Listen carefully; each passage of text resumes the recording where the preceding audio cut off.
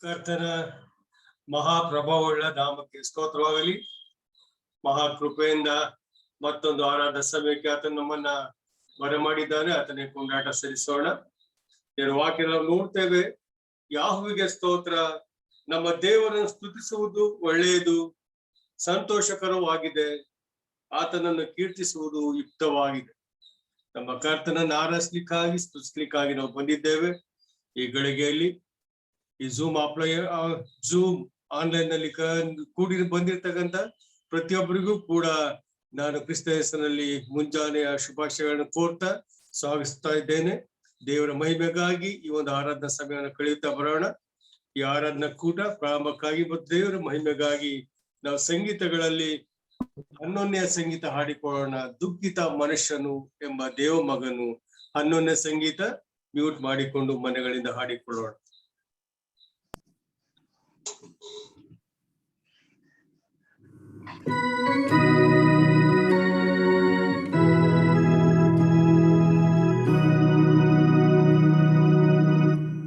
ದುಃಖಿತ ಮನುಷ್ಯನು ಎಂಬ ದೇವ ಮಗನು ನನಗಾಗಿ ಸತ್ತನು. ಹಲ್ಲೆಲೂಯಾ, ಎಂಥ ಕರ್ತನು.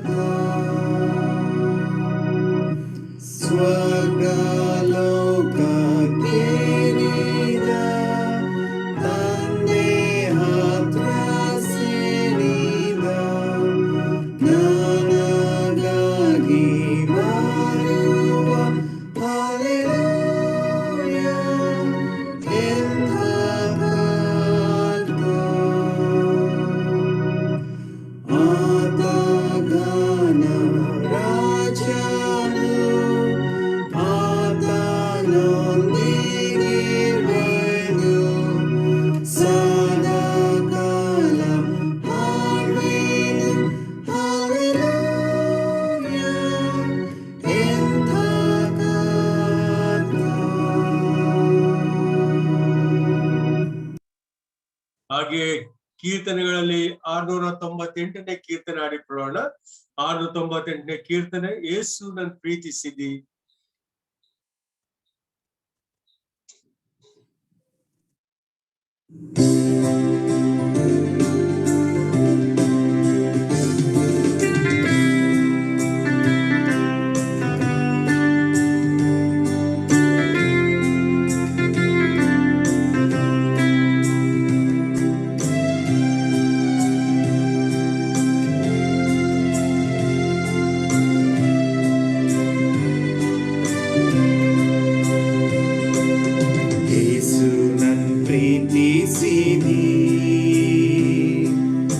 ಆಶ್ರಯವೂ ಇಲ್ಲದಾಗ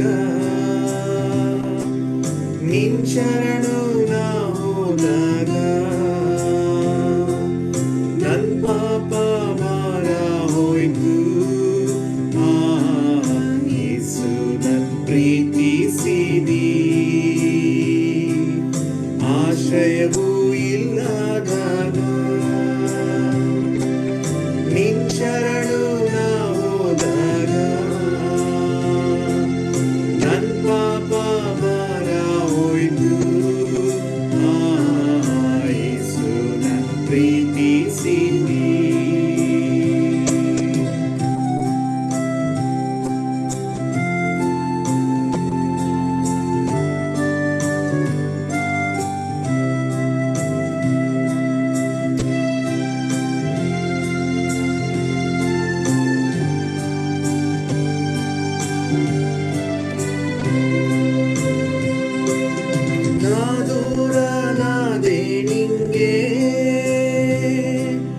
ನಶಿಸಿದ ಈ ಲೋಕದೋ ನಾ ದೂರನಾದೆ ನಿಂಗೆ.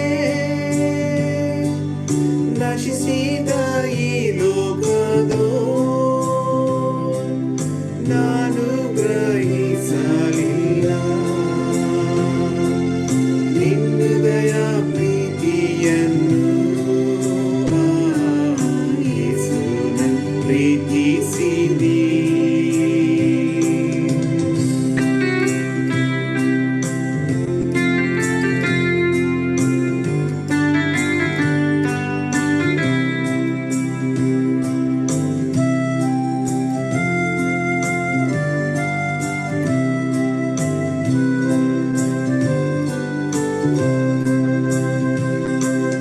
ನಿನ್ನನ್ನು ದೃಷ್ಟಿಸಲು ನನ್ನ ಜೀವಿತ ಮಾರ್ಪಾಟಾಯ್ತು. ನಿನ್ನನ್ನು ದೃಷ್ಟಿಸಲು ನನ್ನ ಜೀವಿತ ಮಾರ್ಪಾಟಾಯ್ತು. ಪಶ್ಚಾತ್ತಾಪದಿಂದ ನಾನು ನಿನ್ನಂಗೀಕರಿಸಿದೆ. ಯೇಸು ನನ್ ಪ್ರೀತಿಸಿದಿ.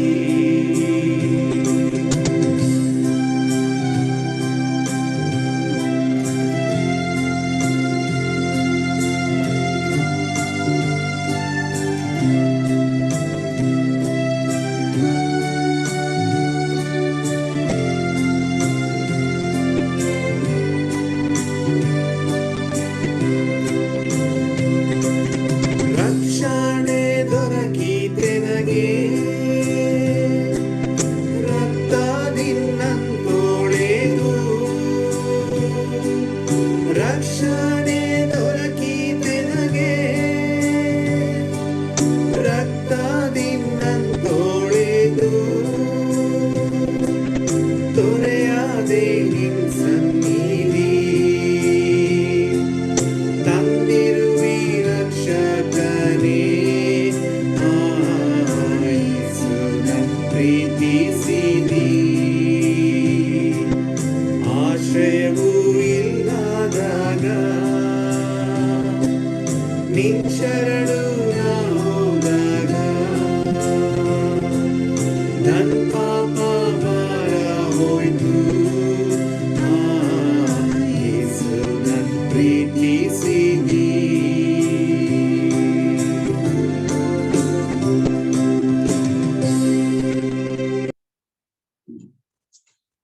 ಆತನಿಗೆ ಸ್ತೋತ್ರ ಬಲಿಗಳನ್ನ ಅರ್ಪಿಸ್ಲಿಕ್ಕಿಂತ ಮುಂಚಿತವಾಗಿ ಆತನ ಪ್ರೀತಿಯನ್ನ ಕರುಣೆಯನ್ನ ನೆನಪಿಗೆ ತಂದುಕೊಳ್ಳುವ ಹಾಗೆ ದೇವರ ವಾಕ್ಯದಲ್ಲಿ ಕೆಲವು ಆಲೋಚನೆಗಳನ್ನ ಕೊಡ್ಲಿಕ್ಕಿದ್ದಾರೆ. ಸಹೋದರಂತ ಬಿ ಸುಜಯ್ ಕುಮಾರ್ ಅವರು.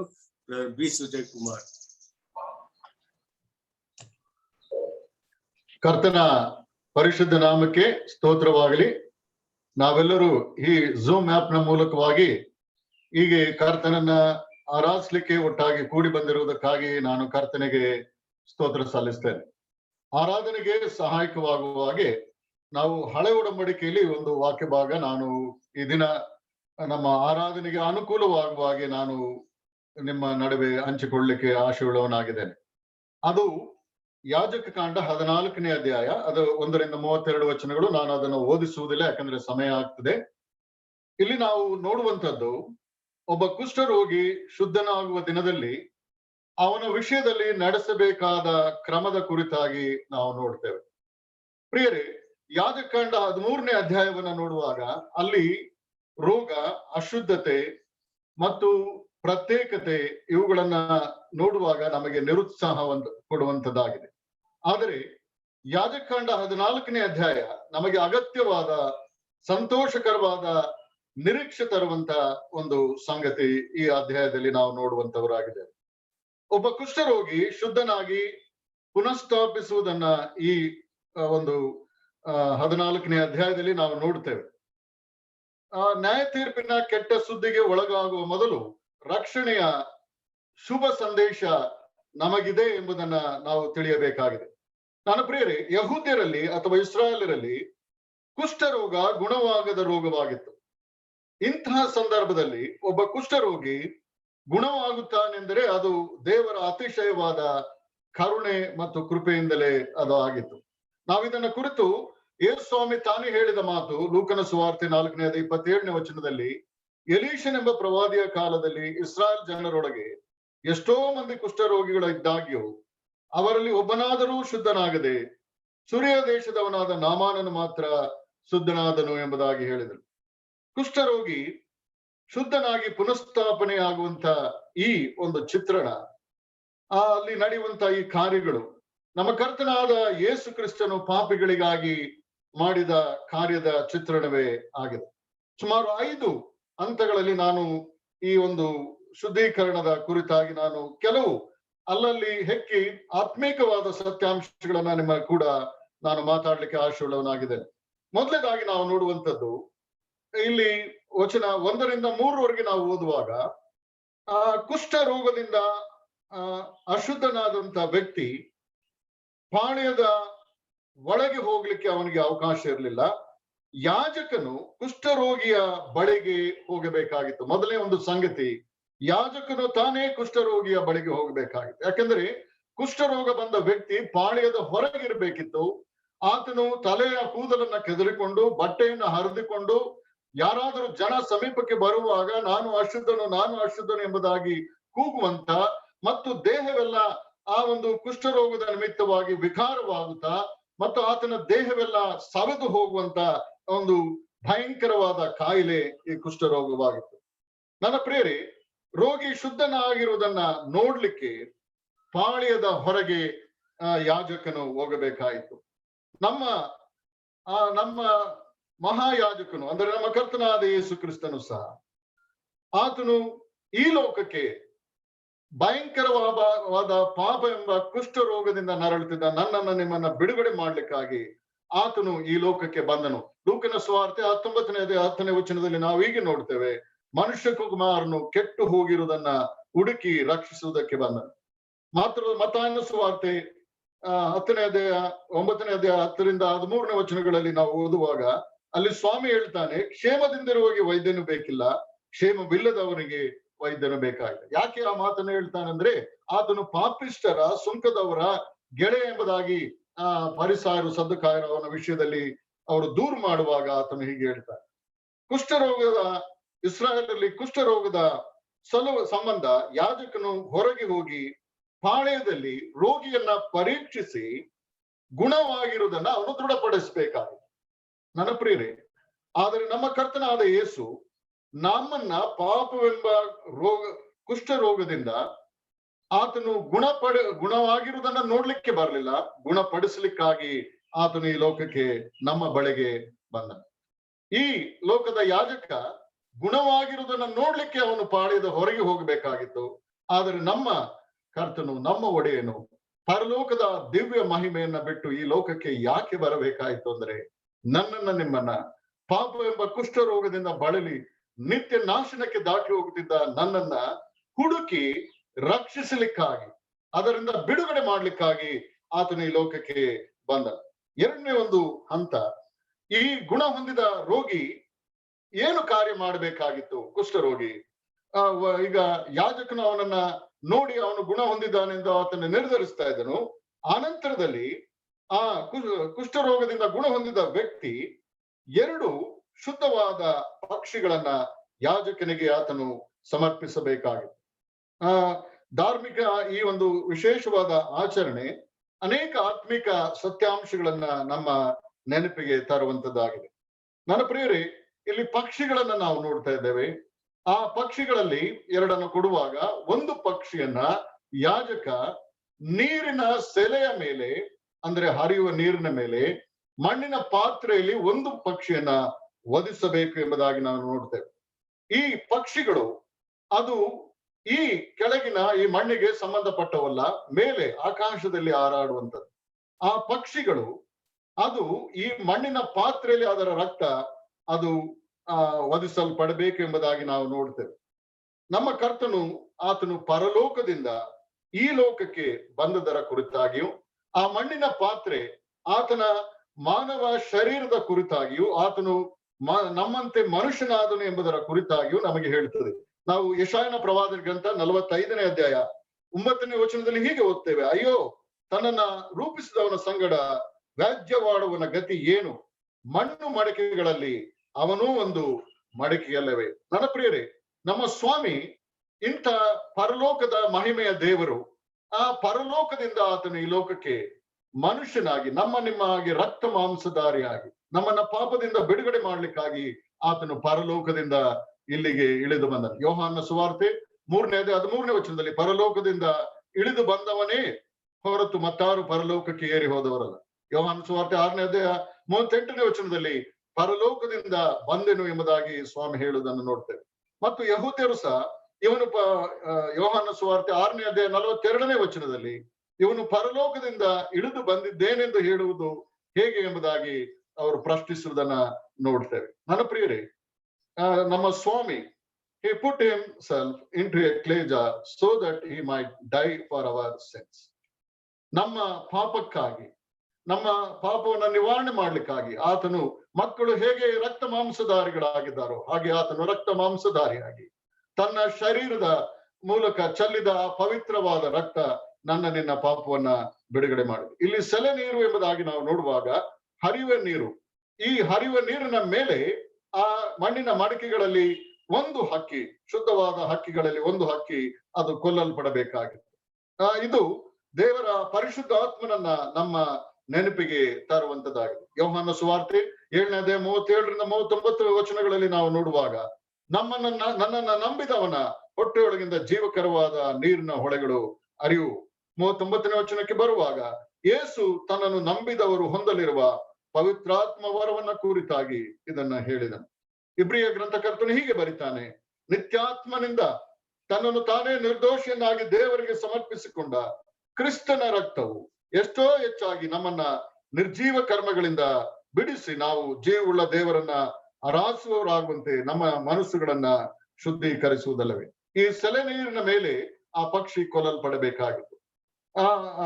ಅದರ ರಕ್ತ ಕುಷ್ಠರೋಗಿಯನ್ನ ಅದು ಶುಚಿಗೊಳಿಸುವಂತ ರಕ್ತ. ನನ್ನ ಪ್ರಿಯರೇ, ನಮ್ಮ ಯೇಸುವಿನ ರಕ್ತ ನಮ್ಮ ಸಕಲ ಪಾಪವನ್ನ ನಿವಾರಣೆ ಮಾಡಿ ನಮ್ಮನ್ನ ಶುದ್ಧ ಮಾಡ್ತದೆ.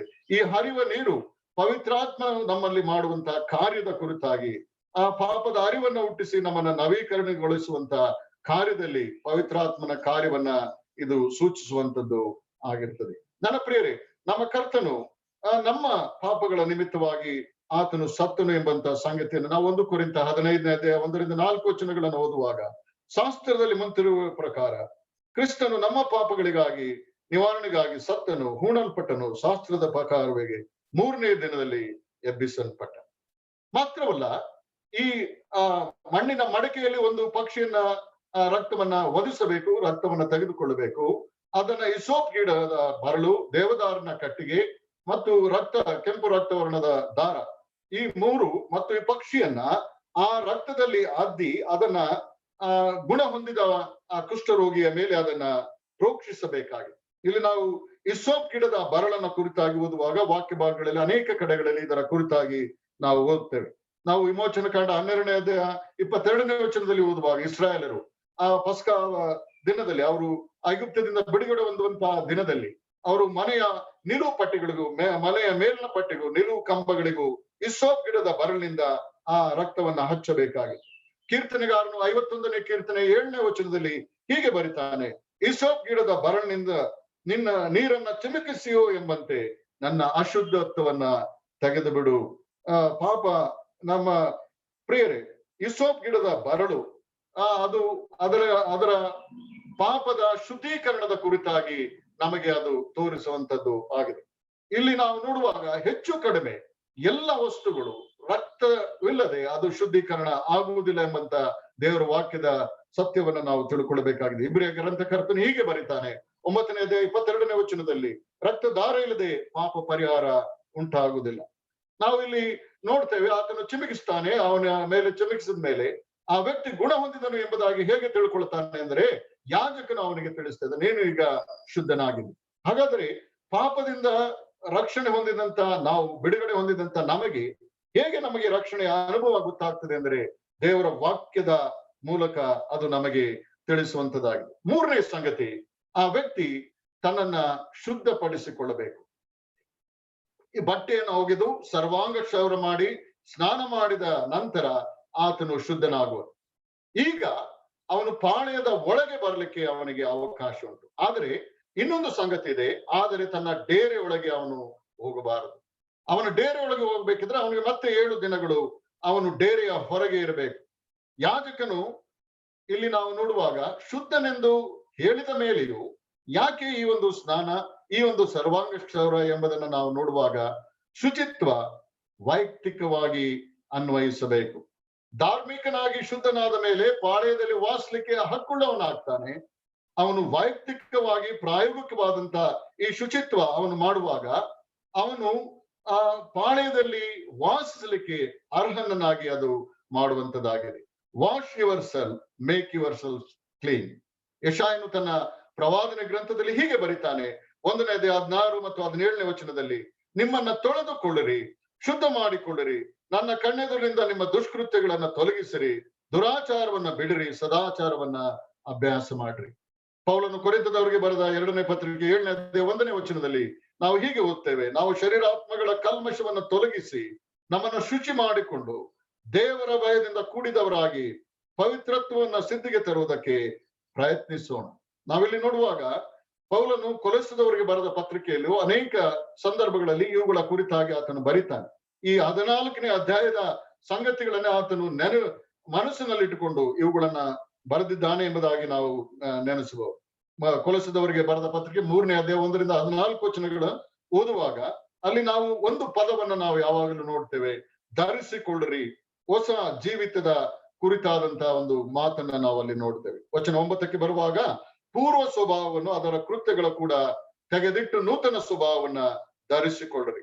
ವಚನ 12ಕ್ಕೆ ಬರುವಾಗ, ಕನಿಕರ, ದಯೆ, ದೀನಭಾವ, ಸಾತ್ವಿಕತ್ವ, ದೀರ್ಘ ಶಾಂತಿ ಎಂಬ ಸದ್ಗುಣಗಳನ್ನ ಧರಿಸಿಕೊಳ್ಳ್ರಿ. ವಚನ 14ಕ್ಕೆ ಬರುವಾಗ, ಪ್ರೀತಿಯನ್ನ ಧರಿಸಿಕೊಳ್ಳ್ರಿ. ಇದು ಎಲ್ಲವನ್ನ ಸೇರಿಸುವಂತ ಬಂಧವಾಗಿದೆ ಎಂಬುದಾಗಿ ನಾವಿಲ್ಲಿ ಶುದ್ಧೀಕರಣದ ಕುರಿತಾಗಿ ನಾವು ನೋಡ್ತೇವೆ. 4ನೇ ಸಂಗತಿ, ಆ ವ್ಯಕ್ತಿ ತನ್ನನ್ನ ಪುನಃ ಶುದ್ಧೀಕರಣಗೊಳಿಸಿಕೊಳ್ಳಬೇಕು. 7ನೇ ದಿನದಲ್ಲಿ, 7 ದಿನಗಳು ಡೇರೆ ಅವನು ಪಾಳೆದೊಳಗೆ ಬಂದಿದ್ದಾನೆ. 7ನೇ ದಿನದಲ್ಲಿ ಆತನು ಮತ್ತೆ ಅದಾದ ನಂತರ ಅವನು ಸರ್ವಾಂಗ ಕ್ಷೌರ ಮಾಡಿ ಸ್ನಾನ ಮಾಡಿ ಹೊಸ ಉಡುಪನ್ನ ಆತನು ಧರಿಸಬೇಕು. ಬಟ್ಟೆಯನ್ನ ತೊಳೆದು, ಅಂದ್ರೆ ಹೊಸ ಉಡುಪನ್ನ ಆತನು ಧರಿಸಿಕೊಳ್ಳಬೇಕು. ಈ ಸರ್ವಾಂಗ ಕ್ಷೌರ ಎಂಬಂತ ಈ ಸಂಗತಿ ನಾವು ನೋಡುವಾಗ, ಅಂದ್ರೆ ಅವನ ದೇಹದ ಮೇಲೆ ಯಾವ ಕೂದಲು ಇಲ್ಲದಂತೆ ಆತನು ತೆಗೆದು ಹಾಕಬೇಕೆಂಬುದಾಗಿ ನೋಡುವಾಗ ಆತನ ದೇಹ ಮಗುವಿನ ದೇಹದಂತೆ ಆಗ್ತದೆ. ಮತ್ತೊಂದು ಸಂಗತಿಯನ್ನ ನಮಗೆ ಸೂಚಿಸ್ತದೆ. ಹೊಸದಾದ ಜೀವಿತ ಹುಟ್ಟುವಿಕೆಯನ್ನ ಇದು ಸೂಚಿಸ್ತದೆ.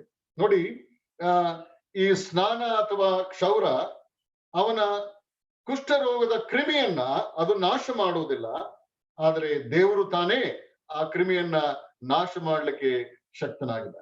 ಆದರೆ ಇದೇನು ತೋರಿಸ್ತದೆ ಅಂದ್ರೆ ಅದು ಹೊಸತನವನ್ನ ಅದು ಬಿಂಬಿಸ್ತದೆ. ಕ್ರಿಸ್ತನನ್ನ ನಂಬಿದ ನಾನು ನೀವು, ವಿಶ್ವಾಸಿಗಳಾಗಿ ಬದುಕುವ ನಾವು ನೀವು, ಲೋಕಕ್ಕೆ ನಾವು ಸಾಕ್ಷಿಗಳಾಗಿರ್ಬೇಕು. ಅದು ದೀಕ್ಷಾ ಸ್ನಾನದ ಮೂಲಕ ನಾವು ಲೋಕಕ್ಕೆ ಸಾಕ್ಷೀಕರಿಸ್ತೇವೆ. ಐದನೇ ಒಂದು ಸಂಗತಿ, ಆ ವ್ಯಕ್ತಿ ಅಗತ್ಯವಾದ ಯಜ್ಞ ಅಥವಾ ಕಾಣಿಕೆಗಳನ್ನ ಸಮರ್ಪಿಸಬೇಕಾಗಿತ್ತು. ನಾವು ಇದು 10ನಿಂದ 20ನೇ ವಚನಗಳಲ್ಲಿ ನಾವು ನೋಡ್ತೇವೆ.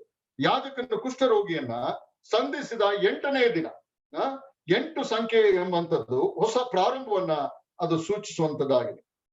ಶುದ್ಧೀಕರಿಸಲ್ಪಟ್ಟ ಕುಷ್ಠರೋಗಿ ದೇವದರ್ಶನದ ಗುಡಾರದ ಬಾಗಿಲಿನ ಸನ್ನಿಧಿಗೆ ಈ ಕಾಣಿಕೆಗಳನ್ನ ತರಬೇಕಾಗಿತ್ತು.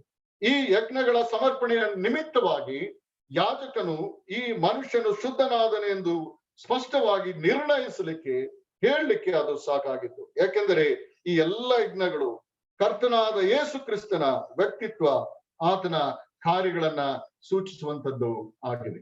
ನನ್ನ ಪ್ರಿಯರೇ, ಏನೇನು ಯಜ್ಞಗಳನ್ನ ಸಮರ್ಪಿಸಬೇಕು? ನೀವು 10ರಿಂದ 20ನೇ ವಚನಗಳನ್ನು ಓದುವಾಗ 2 ಟಗರನ್ನ ತರಬೇಕು, 1 ವರ್ಷದ ಕುರಿಯನ್ನ, ಪೂರ್ಣಾಂಗವಾದ ಆ ಕುರಿಯನ್ನ, ಟಗರುಗಳನ್ನ ಆತನು ಈ ಒಂದು ಕಾರ್ಯಕ್ಕಾಗಿ ತರಬೇಕಾಗಿತ್ತು. ಧಾನ್ಯವನ್ನ ಅವನು ತರಬೇಕಾಗಿತ್ತು. ಎಣ್ಣೆ ಕಲಸಿದ 9 ಸೇರು ಗೋಧಿ ಹಿಟ್ಟನ್ನ, 1 ಸೇರು ಎಣ್ಣೆಯನ್ನ ಆತನು ತೆಗೆದುಕೊಂಡು ಬರಬೇಕಾಗಿತ್ತು.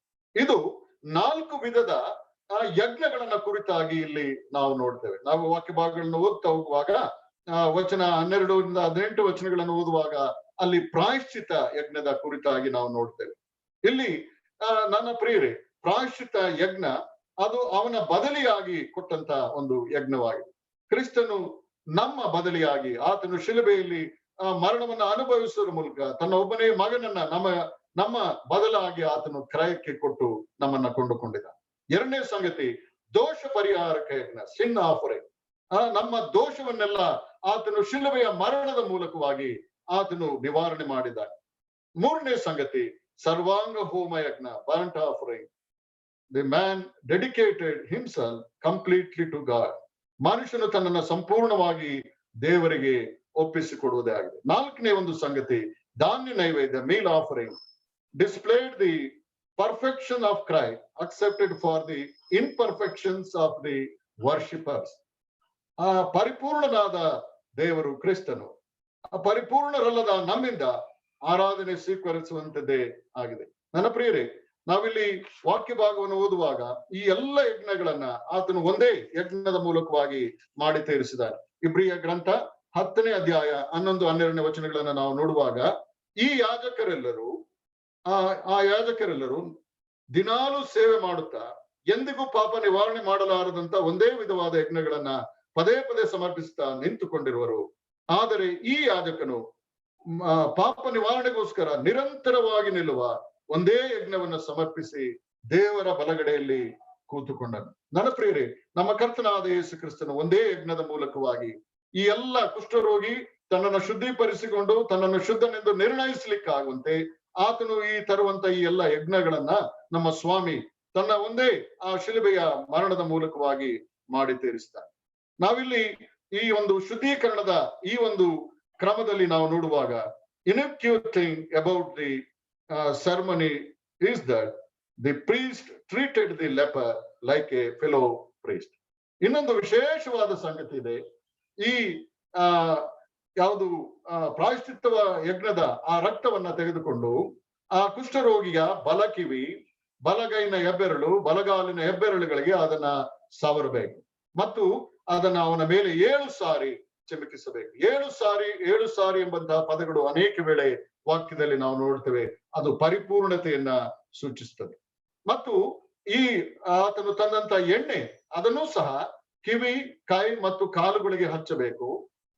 ಮತ್ತು ಉಳಿದ ಎಣ್ಣೆಯನ್ನ ಆತನು ಆ ಕುಷ್ಠರೋಗಿಯ ತಲೆಯ ಮೇಲೆ ಅದನ್ನ ಒಯ್ಯಬೇಕಾಗಿತ್ತು. ಇದು ಮೋಶೆ ಆರೋನನನ್ನ ಅವನ ಮಕ್ಕಳನ್ನ ಯಾಜಕರನ್ನಾಗಿ ಪ್ರತಿಷ್ಠೆ ಮಾಡುವಾಗ ಮಾಡಿದ ಕಾರ್ಯವನ್ನ ನೆನಪಿಗೆ ತರ್ತದೆ. 103ನೇ ಕೀರ್ತನೆಯಲ್ಲೂ ನಾವು ಅದನ್ನು ಓದ್ತೇವೆ.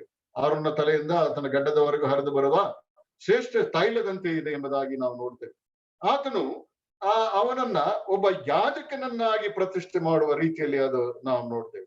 What a grace that God should treat a former leper like a priest. ನನ್ನ ಪ್ರಿಯರೇ, ಒಬ್ಬ ಲೋಕಕ್ಕೆ ಪ್ರಪಂಚಕ್ಕೆ ಬೇಡವಾದ, ಎಲ್ಲರಿಂದಲೂ ದೂರವಾದ, ಯಾರಿಗೂ ಹತ್ತಿರವಾಗದೆ ಕುಷ್ಠ ರೋಗಿಯನ್ನ ದೇವರು ತನ್ನ ಹತ್ತಿರಕ್ಕೆ ಕರೆದು ತನ್ನ ಯಾಜಕನಾಗಿ ಮಾಡಿದ್ದಾನೆ. ನನ್ನ ಪ್ರಿಯರೇ, ಈ ಕುಷ್ಠರೋಗಿ ಮಾತ್ರವಲ್ಲ, ನಾನು ನೀನು ಸಹ ದೇವರ ವಾಕ್ಯ ಪೇತ್ರನ ಪತ್ರಿಕೆಯಲ್ಲಿ ಹೀಗೆ ಬರೆಯಲ್ಪಟ್ಟಿದೆ, ರಾಜವಂಶಸ್ಥರಾದ ಯಾಜಕರನ್ನಾಗಿ ನಾವು ಮಾಡಿದ. ನಾವು ನೀವು ಯಾಜಕರಾಗಿ ಆತನ ಸನ್ನಿಧಾನಕ್ಕೆ ಬಂದಿದ್ದೇವೆ. ನಾವು ಕಾಣಿಕೆಗಳನ್ನ ತಂದಿದ್ದೇವೆ. ಆ ಕಾಣಿಕೆಗಳನ್ನ ನಾವು ಅರ್ಪಿಸಬೇಕಾಗಿದೆ. ನಾವಿಲ್ಲಿ ಇಬ್ರಿಯ ಗ್ರಂಥದಲ್ಲಿ ನಾವು ಈ ಎಲ್ಲ ಸಂಗತಿಗಳನ್ನ ನಾವು ಓದುವಾಗ ಆತನ ಸಮೀಪಕ್ಕೆ ಬರುವಂತ ಅವಕಾಶ ನಮಗೆ ಕರ್ತನು ತಾನೇ ಅನುಗ್ರಹಿಸಿಕೊಟ್ಟಿದ್ದಾನೆ. ನಾನು 2 ವಚನಗಳನ್ನ ಓದಿ ನನ್ನ ಮಾತನ್ನ ನಿಲ್ಲಿಸ್ತೇನೆ. ಇಬ್ರಿಯ 9:12 14ನೇ ವಚನದವರೆಗೆ ನೋಡಿ.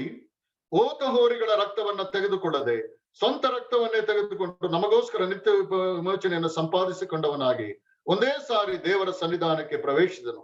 ಓತ ಹೋರಿಗಳ ರಕ್ತವು ಒಲೆಯಾದವರ ಮೇಲೆ ಚೆಲ್ಲುವ ಕಡಿಸಿನ ಬೋಧೆಯು ಶರೀರದ ಹೊಲೆಯನ್ನು ಹೋಗಲಾಡಿಸಿ ಪವಿತ್ರ ಮಾಡುವುದಾದರೆ, ನಿತ್ಯಾತ್ಮನಿಂದ ತನ್ನನ್ನು ತಾನೇ ನಿರ್ದೋಷಿಯನ್ನಾಗಿ ದೇವರಿಗೆ ಸಮರ್ಪಿಸಿಕೊಂಡ ಕ್ರಿಸ್ತನ ರಕ್ತವು ಎಷ್ಟೋ ಹೆಚ್ಚಾಗಿ ನಮ್ಮನ್ನ ನಿರ್ಜೀವ ಕರ್ಮಗಳಿಂದ ಬಿಡಿಸಿ ನಾವು ಜೀವವುಳ್ಳ ದೇವರನ್ನ ಆರಾಧಿಸುವವರಾಗುವಂತೆ ನಮ್ಮ ಮನಸ್ಸನ್ನ ಶುದ್ಧೀಕರಿಸುವುದಲ್ಲವೇ. ಮತ್ತು 10ನೇ ಅಧ್ಯಾಯ 19 ಮತ್ತು 20ನೇ ವಚನ, ಹೀಗಿರುವಲ್ಲಿ ಸಹೋದರರೇ, ಯೇಸು ನಮಗೋಸ್ಕರ ಪ್ರತಿಷ್ಠಿಸಿದ ಹೊಸ ದಾರಿಯಲ್ಲಿ ಆತನ ರಕ್ತದ ಮೂಲಕ ಆತನ ಶರೀರವೆಂಬ ಕರೆಯ ಮುಖಾಂತರ ದೇವರ ಸಮಕ್ಷಮದಲ್ಲಿ ಪ್ರವೇಶಿಸುವುದಕ್ಕೆ ನಮಗೆ ಧೈರ್ಯ ಉಂಟಾಯಿತು. ಈ ಮುಂಜಾನೆ ವೇಳೆ ನಾವು ಆತನ ಸಮಕ್ಷಮದಲ್ಲಿ ಇದ್ದವರಾಗಿ ನಾವು ಆತನನ್ನು ಆರಾಧಿಸುವಂತ ಕೃಪೆ ದೇವರು ಅನುಗ್ರಹಿಸಿಕೊಟ್ಟಿದ್ದಾನೆ. ನನ್ನ ಪ್ರಿಯರೇ, ಆತನು ಬೇರೆ ಹೋತ ಹೋರಿಗಳ ರಕ್ತವನ್ನ, ಅಲ್ಲಿ ನಾವು ಕುಷ್ಠರೋಗಿಯನ್ನು ನೋಡುವಾಗ ಹೋತ ಹೋರಿಗಳ ರಕ್ತವನ್ನ ಆತನು ತೆಗೆದುಕೊಳ್ಳಬೇಕಾಗಿತ್ತು. ಆದರೆ ನಮ್ಮ ಕರ್ತನು ತನ್ನ ರಕ್ತವನ್ನ ಚೆಲ್ಲುವುದರ ಮೂಲಕ ನನ್ನನ್ನು ನಿಮ್ಮನ್ನ ತನ್ನ ಸಮೀಪಕ್ಕೆ ಬರಮಾಡಿಕೊಂಡಿದ್ದಾನೆ. ಆದ್ರಿಂದ ನಾವು ನೀವು ಯಾವ ಕಾಣಿಕೆಯನ್ನ ತರಬೇಕು?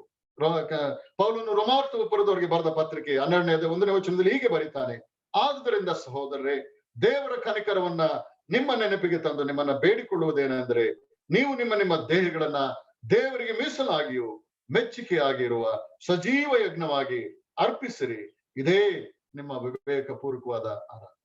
ಅಂದು ಆ ಕುಷ್ಠರೋಗಿ ಹೇಗೆ ಕಾಣಿಕೆಯೊಡನೆ ಆತನು ದೇವರ ಸನ್ನಿಧಾನಕ್ಕೆ ಬರಬೇಕಿತ್ತು, ನಾವು ಸಹ ನಮ್ಮ ದೇಹಗಳನ್ನ ದೇವರಿಗೆ ಮೀಸಲಾಗಿ ಮೆಚ್ಚುಗೆಯಾಗಿರುವಂತ ಯಜ್ಞವಾಗಿ ಅರ್ಪಿಸಿ ಆತನನ್ನ ಸ್ತುತಿಸುವಾಗ, ಕೊಂಡಾಡುವಾಗ, ಆತನ ಮಹತ್ತನ್ನ, ಆತನ ದೊಡ್ಡ ಸ್ಥಿತಿಯನ್ನ ಹಾಡಿ ಹೋಗುವಾಗ ಆತನಿಗೆ ನಮ್ಮ ಸ್ತೋತ್ರವೆಂಬಂತ ಆ ಕಾಣಿಕೆ ಅದು ಸಮರ್ಪಿಸಲ್ಪಡ್ತದೆ.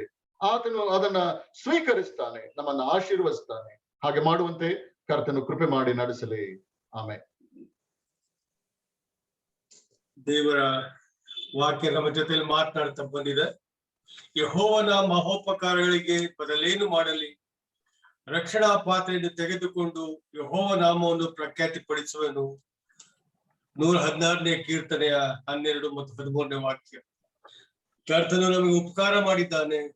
ಉಪಕಾರ ಸ್ಮರಣೆ ಮಾಡಿ ಕೃತಜ್ಞತಾ ಸ್ತೋತ್ರ ಸಲ್ಲಿಸುವಂತ ಸಮಯದಾಗಿದೆ. ದೇವರಿಗೆ ಸ್ತೋತ್ರ ಬಲಿಗಳನ್ನ ಸಮರ್ಪಿಸುವಂತ ಹಂತಕ್ಕೆ ನಾವು ಬಂದಿದ್ದೇವೆ. ಈ ಗಳಿಗೆಯಲ್ಲಿ ದೇವರ ಸೇವಕರು, ಸಭಾ ಹಿರಿಯರು ಅಂತ ಡಿ ವರದರಾಜ್ ರವರು ಸ್ತೋತ್ರ ಸಲ್ಲಿಸಲಿಕ್ಕಿದ್ದಾರೆ. Brother D Varadaraj. ಸ್ತೋತ್ರ ಕೊಡೋಣ. ಮಹಾಮಹಿಮೆಯುಳ್ಳ ಭೂಪರಲೋಕ ಸೃಷ್ಟಿ ಮಾಡಿದಂತ ನಮ್ಮ ಪರಮ ತಂದೆಯಾದ ದೇವರೇ, ಈಗ ಈ ವಾರದ ಮೊದಲನೇ ದಿನ ನಿಮ್ಮ ಪರಿಶುದ್ಧ ಪಾದಗಳಿಗೆ ಬಂದವರಾಗಿ ನಿಮ್ಮ ಮುದ್ದು ಮಗನು ನಮ್ಮ ರಕ್ಷಕನಾದ ಯೇಸು ಕ್ರಿಸ್ತನ ಪರಿಶುದ್ಧ ನಾಮದಲ್ಲಿ ನಿಮ್ಮ ಪಾದಗಳ ಮಟ್ಟಿಗೂ ನಮ್ಮನ್ನ ತಗ್ಗಿಸಿಕೊಂಡವರಾಗಿ ನೀವು ನಮಗೆ ಮಾಡಿದ ಉಪಕಾರಗಳನ್ನ ನೆನಪಿಗೆ ತಂದುಕೊಂಡು ನಿಮಗೆ ಸ್ತೋತ್ರ ಸ್ತೋತ್ರ ಸ್ತೋತ್ರ ಕೊಂಡಾಟವನ್ನ, ಕೃತಜ್ಞತೆಯ ಕಾಣಿಕೆಯನ್ನ ಸಮರ್ಪಣೆ ಮಾಡಿ ನಿಮಗೆ ಸ್ತೋತ್ರ ಸಾಧಿಸ್ತೇವೆ ಸ್ವಾಮಿ. ಅದು ಭಕ್ತನು ಆತನು ಬರೆಯುವುದರಿಂದ ನನ್ನ ಮನವೇ ಯೆಹೋವನನ್ನ ಕೊಂಡಾಡು, ನನ್ನ ಸರ್ವೇಂದ್ರಗಳೇ ಆತನ ಪವಿತ್ರ ನಾಮವನ್ನ ಕೀರ್ತಿಸಿರಿ. ನನ್ನ ಮನವೇ ಯೆಹೋವನನ್ನ ಕೊಂಡಾಡು, ಆತನ ಉಪಕಾರಗಳಲ್ಲಿ ಒಂದನ್ನು ಮರೆಯಬೇಡ. ಕೀರ್ತನಗಾರನು ಭಕ್ತನು ತನ್ನ ಜೀವಿತದಲ್ಲಿ ಪರಲೋಕ ತಂದೆ ನೀವು ಮಾಡಿದ ಉಪಕಾರಗಳನ್ನ ಆತನು ಸ್ಮರಣೆ ಮಾಡಿಕೊಳ್ಳುತ್ತಾ ತನ್ನ ಸರ್ವ ಇಂದ್ರಿಯಗಳು ಹಾಗೂ ಮನಸ್ಫೂರ್ತಿಯಾಗಿ ನಿಮ್ಮನ್ನ ಕೊಂಡಾಡಬೇಕು ಮತ್ತು ಮರೆತು ಬಿಡಬಾರದೆಂಬುದಾಗಿ ಆತನು ಹೇಳುತ್ತಾ ನಿಮ್ಮನ್ನು ಕೊಂಡಾಡುವಂತ ವಿಶೇಷವಾದಂತ ಭಾಗವನ್ನ ನೆನಪಿಗೆ ತಂದುಕೊಂಡು ಕೊಂಡಾಟ ಸಲ್ಲಿಸ್ತೇವೆ. ಸ್ವಾಮಿ, ನಮ್ಮ ತಂದೆಯ ದೇವರೇ, ನಮ್ಮ ರಕ್ಷಕನ ಯೇಸುವೇ, ನಾವು ನಿಮಗೆ ಸ್ತೋತ್ರದ ಕಾಣಿಕೆ ಸಲ್ಲಿಸಲಿಕ್ಕೆ ಅನೇಕ ಕಾರಣಗಳನ್ನ ನಾವು ಹೊಂದಿಕೊಂಡವರಾಗಿದ್ದೇವೆ. ನಮ್ಮನ್ನ ಎಷ್ಟಾಗಿ ಪ್ರೀತಿ ಮಾಡಿದ್ರಿ ಅಪ್ಪ. ನಿಮ್ಮ ಪ್ರೀತಿಯ ಉದ್ದ, ಆಳ, ಅಗಲ, ಎತ್ತರ ಬಹು ವಿಸ್ತಾರವಾಗಿರೋದಕ್ಕಾಗಿ ನಾವು ಕೊಂಡಾಟ ಸಲ್ಲಿಸ್ತೇವೆ. ಸ್ವಾಮಿ, ಈ ಪ್ರೀತಿ ಅದು ಅದ್ಭುತವಾದ ಪ್ರೀತಿ, ಆಶ್ಚರ್ಯಕರವಾದ ಪ್ರೀತಿ ಸ್ವಾಮಿ.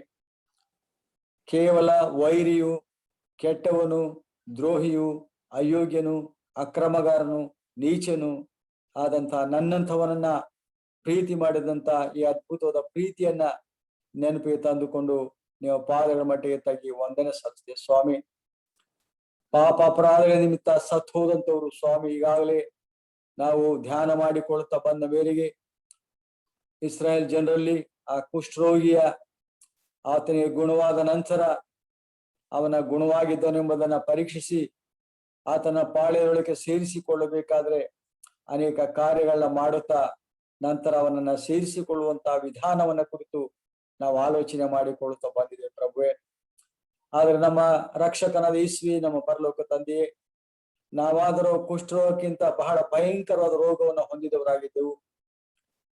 ನಿಮ್ಮ ವಿರೋಧಿಗಳಾಗಿ, ನಿಮ್ಮ ವಿರೋಧಿಯಾದ ಸೈತಾನನ ಮಾತಿಗೆ ನಾವು ಒಳಗಾದವರಾಗಿ, ವಂಚನೆಗೆ ಒಳಗಾದವರಾಗಿ, ಆತನಿಗೆ ಅಧೀನರಾಗಿ, ಆತನ ಬಂಧನಕ್ಕೆ ಸಿಕ್ಕಿಕೊಂಡವರಾಗಿ, ನಿಮ್ಮ ವಿರುದ್ಧವಾದಂತಹ ಪಾಪ ಕೃತ್ಯಗಳನ್ನ ಮಾಡುತ್ತಾ ಈ ಕುಷ್ಠರೋಗಕ್ಕಿಂತ ಭಯಂಕರ ಪಾಪದ ರೋಗಕ್ಕೆ ಒಳಗಾದವರಾಗಿ ನಾವು ಜೀವಿಸ್ತಾ ಇದ್ದಂತವರಪ್ಪ. ನಮ್ಮ ಪರಿಸ್ಥಿತಿ ಬಹಳ ಭಯಂಕರವಾಗಿತ್ತು ಎಂಬುದನ್ನ ನಾವು ಸ್ಮರಿಸಿಕೊಳ್ಳುವರಾಗಿದ್ದೇವೆ. ಕರ್ತನೆ, ಒಂದು ವೇಳೆ ಆ ದಿನಗಳಲ್ಲಿ ಇಸ್ರಾಯೇಲ್ ಜನರಿಗೆ ಆ ಕುಷ್ಠರೋಗವನ್ನ ನೀವೇ ವಾಸಿ ಮಾಡ್ತಿದ್ರೆ ನೋಡ್ತೇವೆ. ಹೌದು, ನೀವೇ ಘನ ವೈದ್ಯರಿಗೆ ವೈದ್ಯನು ಸ್ವಾಮಿ. ಒಂದು ವೇಳೆ ಆ ದಿನಗಳಲ್ಲಿ ಯಾವ ಅದಕ್ಕೆ ಚಿಕಿತ್ಸೆಯು ಯಾವ ಒಂದು ಮೆಡಿಸಿನ್ ಬಂದಿರ್ಲಿಲ್ಲ ನೋಡ್ತೇವೆ. ಈ ದಿನಗಳಲ್ಲಿ ಎಲ್ಲ ಭಯಂಕರ ರೋಗಗಳಿಗೂ ನಿಮ್ಮ ಜ್ಞಾನದಿಂದ ಮನುಷ್ಯನು ಅದಕ್ಕೆ ಔಷಧಿನ ಕಂಡುಹಿಡಿದುಕೊಂಡಿರೋದನ್ನು ನೋಡುವಂತವರಾಗಿದೆ ಸ್ವಾಮಿ. ಆದ್ರೆ ಈ ಪಾಪದ ರೋಗಕ್ಕೆ ಮನುಷ್ಯನು ಯಾವ ಔಷಧಿನೂ ಕಂಡುಹಿಡಿಯಲಿಕ್ಕೆ ಸಾಧ್ಯವಿಲ್ಲ. ಈ ಪಾಪದ ರೋಗಕ್ಕೆ ಈ ಲೋಕದ ಯಾವ ತಜ್ಞ ವೈದ್ಯನು ಯಾವ ಔಷಧಿ ಕೊಡ್ಲಿಕ್ಕೆ ಸಾಧ್ಯವಿಲ್ಲ. ಈ ಲೋಕದ ಯಾವ ಧಾರ್ಮಿಕ ಮನುಷ್ಯನು ಈ ಒಂದು ಪಾಪದ ರೋಗಕ್ಕೆ ಔಷಧ ಕೊಡ್ಲಿಕ್ಕೆ ಸಾಧ್ಯವಿಲ್ಲ. ಈ ಒಂದು ಸೈತಾನ್ ಬಂಧನದಿಂದ ಬಿಡುಗಡೆ ಮಾಡ್ಲಿಕ್ಕೆ ಯಾರಿಂದಲೂ ಸಾಧ್ಯವಿಲ್ಲ. ಹಾಗಾಗಿಯೇ ಪರಲೋಕ ತಂದೆಯೇ, ನೀವು ಅನಾದಿ ಕಾಲದಲ್ಲಿ ಯೋಜನೆ ಮಾಡಿದ ಹಾಗೆ ನಮ್ಮ ಪ್ರೀತಿಯ ರಕ್ಷಕ ಯೇಸು ಕ್ರಿಸ್ತನ ನಮ್ಮ ಮೂಲಕ ಕಳಿಸ್ಕೊಟ್ರಲ್ಲ, ಸ್ತೋತ್ರ ಸಲ್ಲಿಸ್ತೇವೆ. ಮನುಷ್ಯ ಕುಮಾರನು ಕೆಟ್ಟು ಹೋಗಿರೋ ಹುಡುಕಿ ರಕ್ಷಿಸ್ಲಿಕ್ಕೆ ಈ ಲೋಕಕ್ಕೆ ಬಂದನು. ಈ ಪಾಪವೆಂಬ ಕುಷ್ಠರೋಗದಲ್ಲಿ ಸಿಕ್ಕಿಕೊಂಡು ಕೆಟ್ಟು ಹೋದಂತ ನನ್ನನ್ನ ಹುಡುಕಿಕೊಂಡು ಭೂಲೋಕಕ್ಕೆ ಇಳಿದು ಬಂದಂತ ಪ್ರಿಯ ರಕ್ಷಕ ಯೇಸುವೇ, ನಿಮಗೆ ಸ್ತೋತ್ರ, ನಿಮಗೆ ಸ್ತೋತ್ರ, ನಿಮಗೆ ಸ್ತೋತ್ರ ಸ್ವಾಮಿ. ಆ ಯಾಜಕನಾದರೂ ಕುಷ್ಠರೋಗಿಯನ್ನ ಪರೀಕ್ಷಿಸ್ಲಿಕ್ಕೆ ಪಾಳೆಯ ಹೊರಗೆ ಬರ್ತಾ ಇದ್ರು ನೋಡ್ತೇವೆ. ಆದ್ರೆ ನಮ್ಮ ಪರಮ ರಕ್ಷಕ ಯೇಸುವೇ, ಪಾಪದ ಬಂದ ಸಿಕ್ಕಿಕೊಂಡಂತ ನೀಚನಾದ ನನ್ನನ್ನ ಪ್ರೀತಿ ಮಾಡಿ ಆ ಪರಲೋಕದ ಮಹಾವೈಭವ ಸ್ಥಾನವನ್ನ, ದೂತ ಗಣಗಳಿಂದ ಆರಾಧನೆ ಹೊಂದಿದ್ದಂತ ಮಹಿಮೆಯ ಸ್ಥಳವನ್ನ ನನಗಾಗಿ ಬಿಟ್ಟು ಬಂದಂತ ಪ್ರಿಯ ರಕ್ಷಕ ಯೇಸುವೇ, ನಮ್ಮ ಮಹಾಯಾಜಕನೇ, ನಿಮ್ಮ ಪಾದಕ್ಕೆ ಮುದ್ದಿಡ್ತೇವೆ, ನಿಮಗೆ ಸ್ತೋತ್ರ ಸಲ್ಲಿಸ್ತೇವೆ ಸ್ವಾಮಿ. ನಮ್ಮ ರಕ್ಷಕ ನೀವು ಈ ಲೋಕಕ್ಕೆ ನನ್ನಂತ ಪಾಪಿಯನ್ನ ಹುಡುಕಿ ರಕ್ಷಿಸಲಿಕ್ಕೆ ಬಂದು ನನ್ನನ್ನ ರಕ್ಷಣೆ ಮಾಡ್ಲಿಕ್ಕೆ, ಬಿಡುಗಡೆ ಮಾಡ್ಲಿಕ್ಕೋಸ್ಕರವಾಗಿ ನೀವು ಮಾಡಿದಂತ ಶ್ರೇಷ್ಠ ಕಾರ್ಯವನ್ನ ನೆನಪಿಗೆ ತಂದುಕೊಳ್ಳುವಂತವರಾಗಿದ್ದೇವೆ. ಒಂದ್ ವೇಳೆ ಆ ಕುಷ್ಠರೋಗಿಯ ಅವನನ್ನ ಮತ್ತೊಮ್ಮೆ ಪಾಳೆ ಸೇರಿಸಿಕೊಳ್ಳಿಕ್ಕೆ ಮಾಡೋ ಅನೇಕ ಕಾರ್ಯಗಳನ್ನ ನೋಡ್ತಾ ಬಂದಿವಿ ಸ್ವಾಮಿ. ಆದ್ರೆ ನಮ್ಮ ರಕ್ಷಕನೇ, ನಮ್ಮ ಪಾಪದಿಂದ ನಮ್ಮ ಬಿಡುಗಡೆ ಮಾಡ್ಲಿಕ್ಕೋಸ್ಕರವಾಗಿ ನೀವು ಮಾಡದಂತ ಅಮೂಲ್ಯವಾದಂತ ಶ್ರೇಷ್ಠವಾದ ಕಾರ್ಯ ಅಂದ್ರೆ ನೀವು ಯಜ್ಞದ ಕುರಿಮರಿಯಾಗಿ ನಿಮ್ಮನ್ನ ಕಲ್ವರಿ ಶಿಲುಬೆಯಲ್ಲಿ ಒಪ್ಪಿಸಿಕೊಟ್ಟಂತ ಅದ್ಭುತವಾದ ಕಾರ್ಯವನ್ನ ನೆನಪಿಗೆ ತಂದುಕೊಂಡವರಾಗಿ ನಿಮಗೆ ಕೊಂಡಾಟ ಸಲ್ಲಿಸ್ತೀವಿ ಸ್ವಾಮಿ. ನಮ್ಮ ರಕ್ಷಕನ ಯೇಸುವೇ, ನೀವು ಪರಿಶುದ್ಧನು, ಪರಿಶುದ್ಧನು, ಪರಿಶುದ್ಧನು ಸ್ವಾಮಿ. ಈ ಪರಿಶುದ್ಧ ದೇವಕುಮಾರ ನಿಮಗೆ ಯಾರು ಶಿಕ್ಷೆ ಕೊಡ್ಲಿಕ್ಕೆ ಸಾಧ್ಯವಿರ್ಲಿಲ್ಲ, ಯಾರು ನಿಮ್ಮನ್ನ ಕೊಲ್ಲಲಿಕ್ಕೆ ಸಾಧ್ಯವಿರ್ಲಿಲ್ಲ, ಯಾರು ನಿಮ್ಮನ್ನ ಮುಟ್ಲಿಕ್ಕೆ ಸಾಧ್ಯವಿರ್ಲಿಲ್ಲ. ನೀವು ಸರ್ವಶಕ್ತನು, ಸರ್ವಲೋಕಗಳ ಒಡೆಯನು. ಆದ್ರೆ ನೀವು ನಿಮ್ಮಷ್ಟಕ್ಕೆ ನೀವು ನನ್ನ ಪಾಪಗಳಿಗೆ ಪ್ರಾಯಶ್ಚಿತ್ತವಾದ ಯಜ್ಞವಾಗಿ ಕೊಡುವಂತ ಯೋಜನೆಗೆ ಅನುಗುಣವಾಗಿ ನಿಮ್ಮನ್ನ ಕೊಟ್ಟು ಬಿಟ್ಟದಕ್ಕಾಗಿ ಸ್ತೋತ್ರ ಸಲ್ಲಿಸ್ತೇವೆ ಸ್ವಾಮಿ. ನೀವು ವಾಕ್ಯ ನಾವು ನೋಡ್ತೇವೆ ರಕ್ಷಕ, ನೀವು ಹೇಳಿದ ಮಾತು, ನನ್ನ ಪ್ರಾಣವನ್ನಂದು ಯಾರೂ ತೆಗೆಯುವುದಿಲ್ಲ, ನನ್ನಷ್ಟಕ್ಕೆ ನಾನೇ ನನ್ನ ಪ್ರಾಣವನ್ನು ಕೊಡ್ತೇನೆ, ಮಾತನ್ನ ಪಡ್ಕೊಳ್ತೇನೆ ಎಂಬುದ ಹೇಳಿದಂತ ಪ್ರಿಯ ಸ್ವಾಮಿಯೇ, ನನ್ನ ಪಾಪದ ಪರಿಹಾರಕ್ಕೋಸ್ಕರವಾಗಿ, ಪಾಪ ಅಪರಾಧದಿಂದ ಸತ್ತು ಹೋದ ನನಗೆ ತಿರುಗಿ ಜೀವ ಬರ್ಲಿಕ್ಕೋಸ್ಕರವಾಗಿ, ಅದರಿಂದ ಬಿಡಿಸ್ಲಿಕ್ಕೋಸ್ಕರವಾಗಿ ನಮ್ಮ ರಕ್ಷಕ ಯೇಸುವೆ, ನೀವು ಆ ಪರಲೋಕದ ಮಹಾವೈಭವವನ್ನು ಬಿಟ್ಟು ಈ ಭೂಲೋಕದಲ್ಲಿ ಕರ್ತನೆ ದನದ ಕೊಟ್ಟಿಗೆಯಲ್ಲಿ ಹುಟ್ಟಿದವನಾಗಿ ನಿಮ್ಮನ್ನು ಎಷ್ಟು ಮಟ್ಟ ತಗ್ಗಿಸಿಕೊಳ್ಳಿಕ್ಕೆ ಸಾಧ್ಯ ಉಂಟೋ ಅಷ್ಟ ಮಟ್ಟಿಗೂ ತಗ್ಗಿಸಿಕೊಂಡವನಾಗಿ ದೀನನಾಗಿ ಕರ್ತನೆ ಈ ಲೋಕದಲ್ಲಿ ಜನಿಸಿ ಪರಿಶುದ್ಧನಾಗಿ ಜನಿಸಿದ್ರಿ, ಪರಿಶುದ್ಧನಾಗಿ ಜೀವಿಸ್ತಾ ಬಂದ್ರಿ, ಪರಿಶುದ್ಧ ಜೀವಿತದ ಮಾದರಿಯನ್ನು ತೋರಿಸ್ತೀರಿ. ನಿಮಗೆ ಸ್ತೋತ್ರ ಸ್ತೋತ್ರ ಸ್ತೋತ್ರ ಸಲ್ಲಿಸ್ತೇವೆ ಸ್ವಾಮಿ. ನಿಮ್ಮ ಜೀವಿತ ಪಾಪರಹಿತವಾದ ಜೀವಿತ, ನಿಮ್ಮಲ್ಲಿ ಯಾರು ಒಂದು ಪಾಪನು ತೋರಿಸಿಕೊಡ್ಲಿಕ್ಕೆ ಸಾಧ್ಯವಿರಲಿಲ್ಲ. ನೀವು ಪರಿಶುದ್ಧನಾಗಿ ಜೀವಿಸತಕ್ಕಾಗಿ ಕೊಂಡಾಟ ಸಲ್ಲಿಸ್ತೇವೆ ಸ್ವಾಮಿ.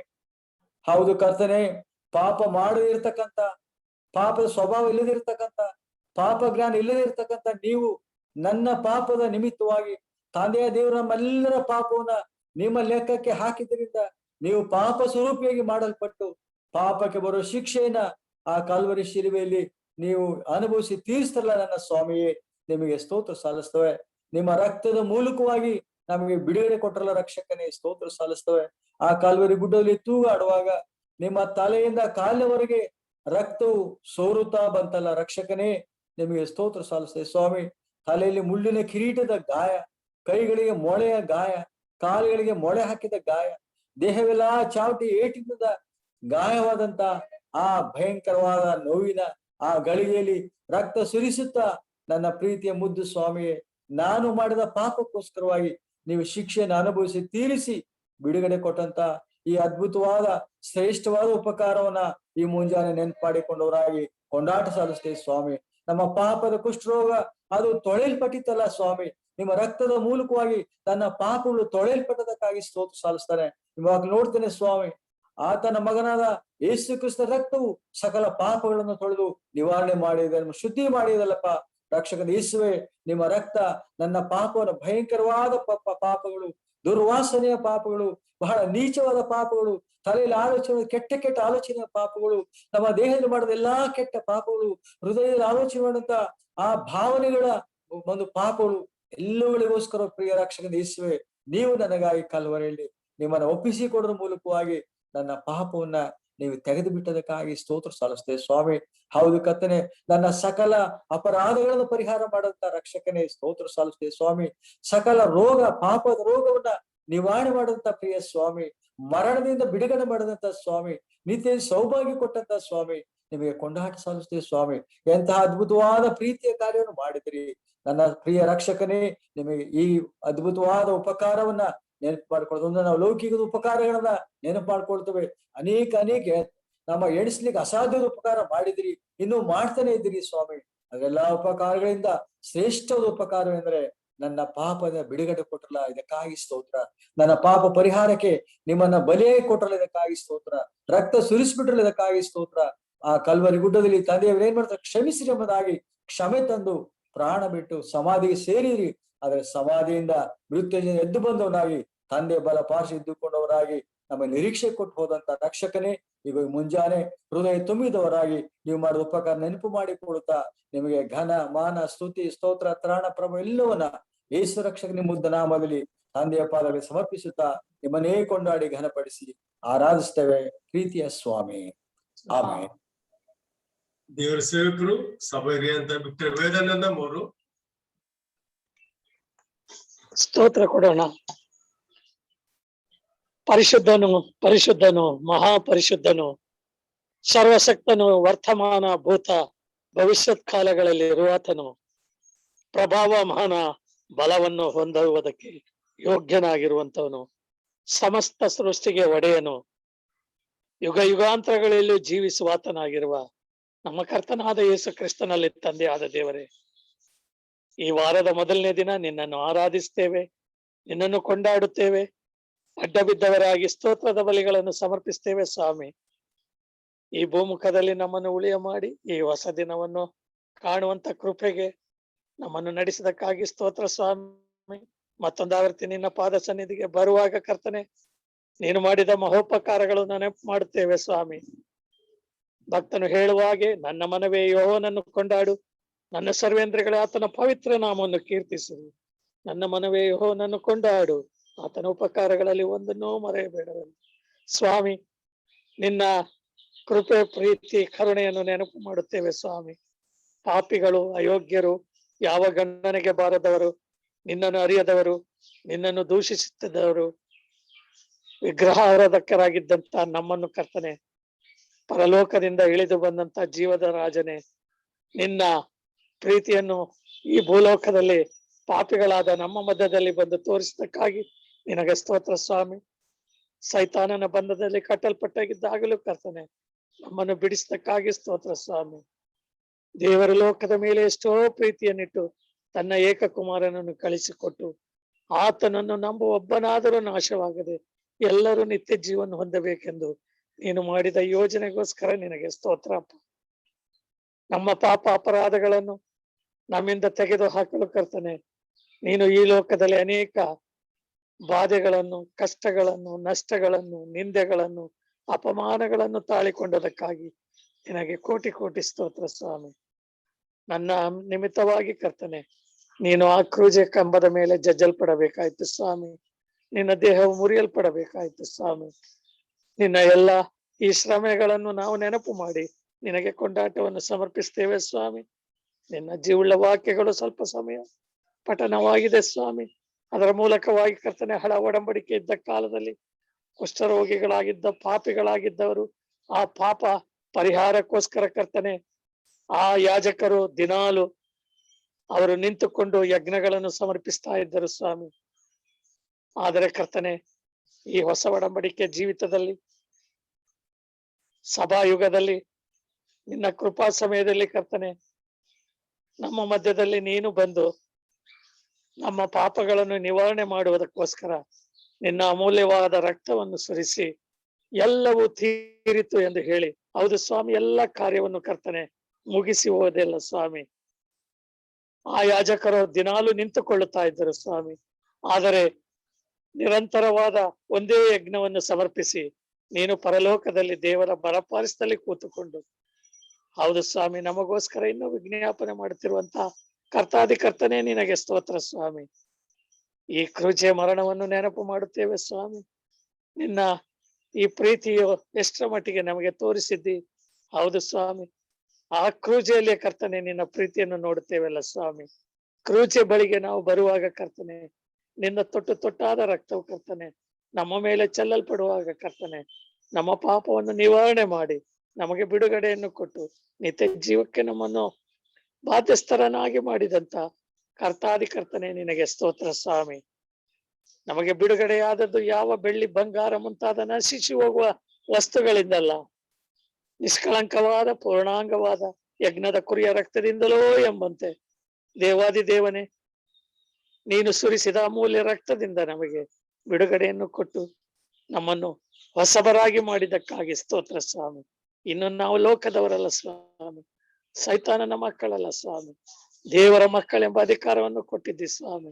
ನಿನ್ನ ಮುಂದೆ ಯಾವಾಗಲೂ ನಿಲ್ಲುವುದಕ್ಕೆ ನಮಗೆ ಅರ್ಹತೆಯನ್ನು ಕೊಟ್ಟಿದ್ದಿ, ನಿನಗೆ ಸ್ತೋತ್ರ ಸ್ವಾಮಿ. ನಿನ್ನ ಬರೋಣವು ಹತ್ರವಾಗಿರುವುದರಿಂದ ಕರ್ತನೆ, ನಾವು ಎಚ್ಚರಿಕೆ ಉಳ್ಳವರಾಗಿ ಕರ್ತನೆ ಎಲ್ಲಾ ಸಮಯದಲ್ಲೂ ಕರ್ತನೆ ನಿನ್ನನ್ನು ನೆನಪು ಮಾಡಿಕೊಳ್ಳುತ್ತೇವೆ ಸ್ವಾಮಿ. ಈ ವಾರದ ಮೊದಲನೇ ದಿನ ಕರ್ತನೆ, ನಿನ್ನ ಆಲಯದಲ್ಲಿ ನಿನ್ನ ಮೇಜಿನ ಸುತ್ತಲೂ ಕೂಡಿ ಬರುವಂತ ಕೃಪೆಗೆ ನಾವು ವಂಚಿತರಾಗಿದ್ದರು ಕರ್ತನೆ. ಮನೆಯಲ್ಲಿದ್ದುಕೊಂಡು ಝೂಮ್ ಆಪ್ ಮೂಲಕವಾಗಿ ಕರ್ತನೆ ನಿನ್ನನ್ನು ನೆನಪು ಮಾಡಿಕೊಂಡು ನಿನ್ನನ್ನು ಆರಾಧಿಸ್ತೇವೆ, ನಿನ್ನನ್ನು ಘನಪಡಿಸ್ತೇವೆ, ನಿನಗೆ ಸ್ತೋತ್ರದ ಬಲಿಗಳನ್ನು ಸಮರ್ಪಿಸ್ತೇವೆ ಸ್ವಾಮಿ. ನೀನು ಸದಾ ಕಾಲವು ಜೀವಿಸುವಂತ ಸಾರ್ವಭೌಮನು ಸ್ವಾಮಿ, ಸೃಷ್ಟಿಕರ್ತನು, ಸರ್ವೋತ್ಕೃಷ್ಟನು, ಆದಿ ಸಂಭೂತನು. ನಿನಗೆ ಕೊಂಡಾಟ ಸ್ತೋತ್ರಗಳನ್ನು ಸಮರ್ಪಿಸ್ತೇವೆ ಸ್ವಾಮಿ. ಈ ಸಮಯದಲ್ಲಿ ನಮ್ಮ ಅಂತರಾಳದಿಂದಲೇ ನಾವು ಸುವಾಸನೆಯುಳ್ಳ ಈ ಸ್ತೋತ್ರದ ಬಲಿಗಳನ್ನು ನಿನ್ನ ಪಾದಕ್ಕೆ ಸಮರ್ಪಿಸಿ, ಘನವು, ಮಾನವು, ಕೀರ್ತಿಯು, ಮಹಿಮೆಯು, ಪ್ರಭಾವ, ಆಧಿಪತ್ಯವು ಸದಾ ನಿನಗೆ ಮಾತ್ರ ಉಂಟಾಗಲೆಂದು ನಮ್ಮ ರಕ್ಷಕನಾದ ಯೇಸು ಕ್ರಿಸ್ತನ ನಾಮದಲ್ಲಿ ನಿನ್ನನ್ನು ಸ್ತುತಿಸಿ ಕೊಂಡಾಡಿ ನಿನ್ನನ್ನು ಆರಾಧಿಸ್ತೇವೆ, ಜೀವುಳ್ಳ ನಮ್ಮ ತಂದೆಯೇ, ಆಮೇನ್.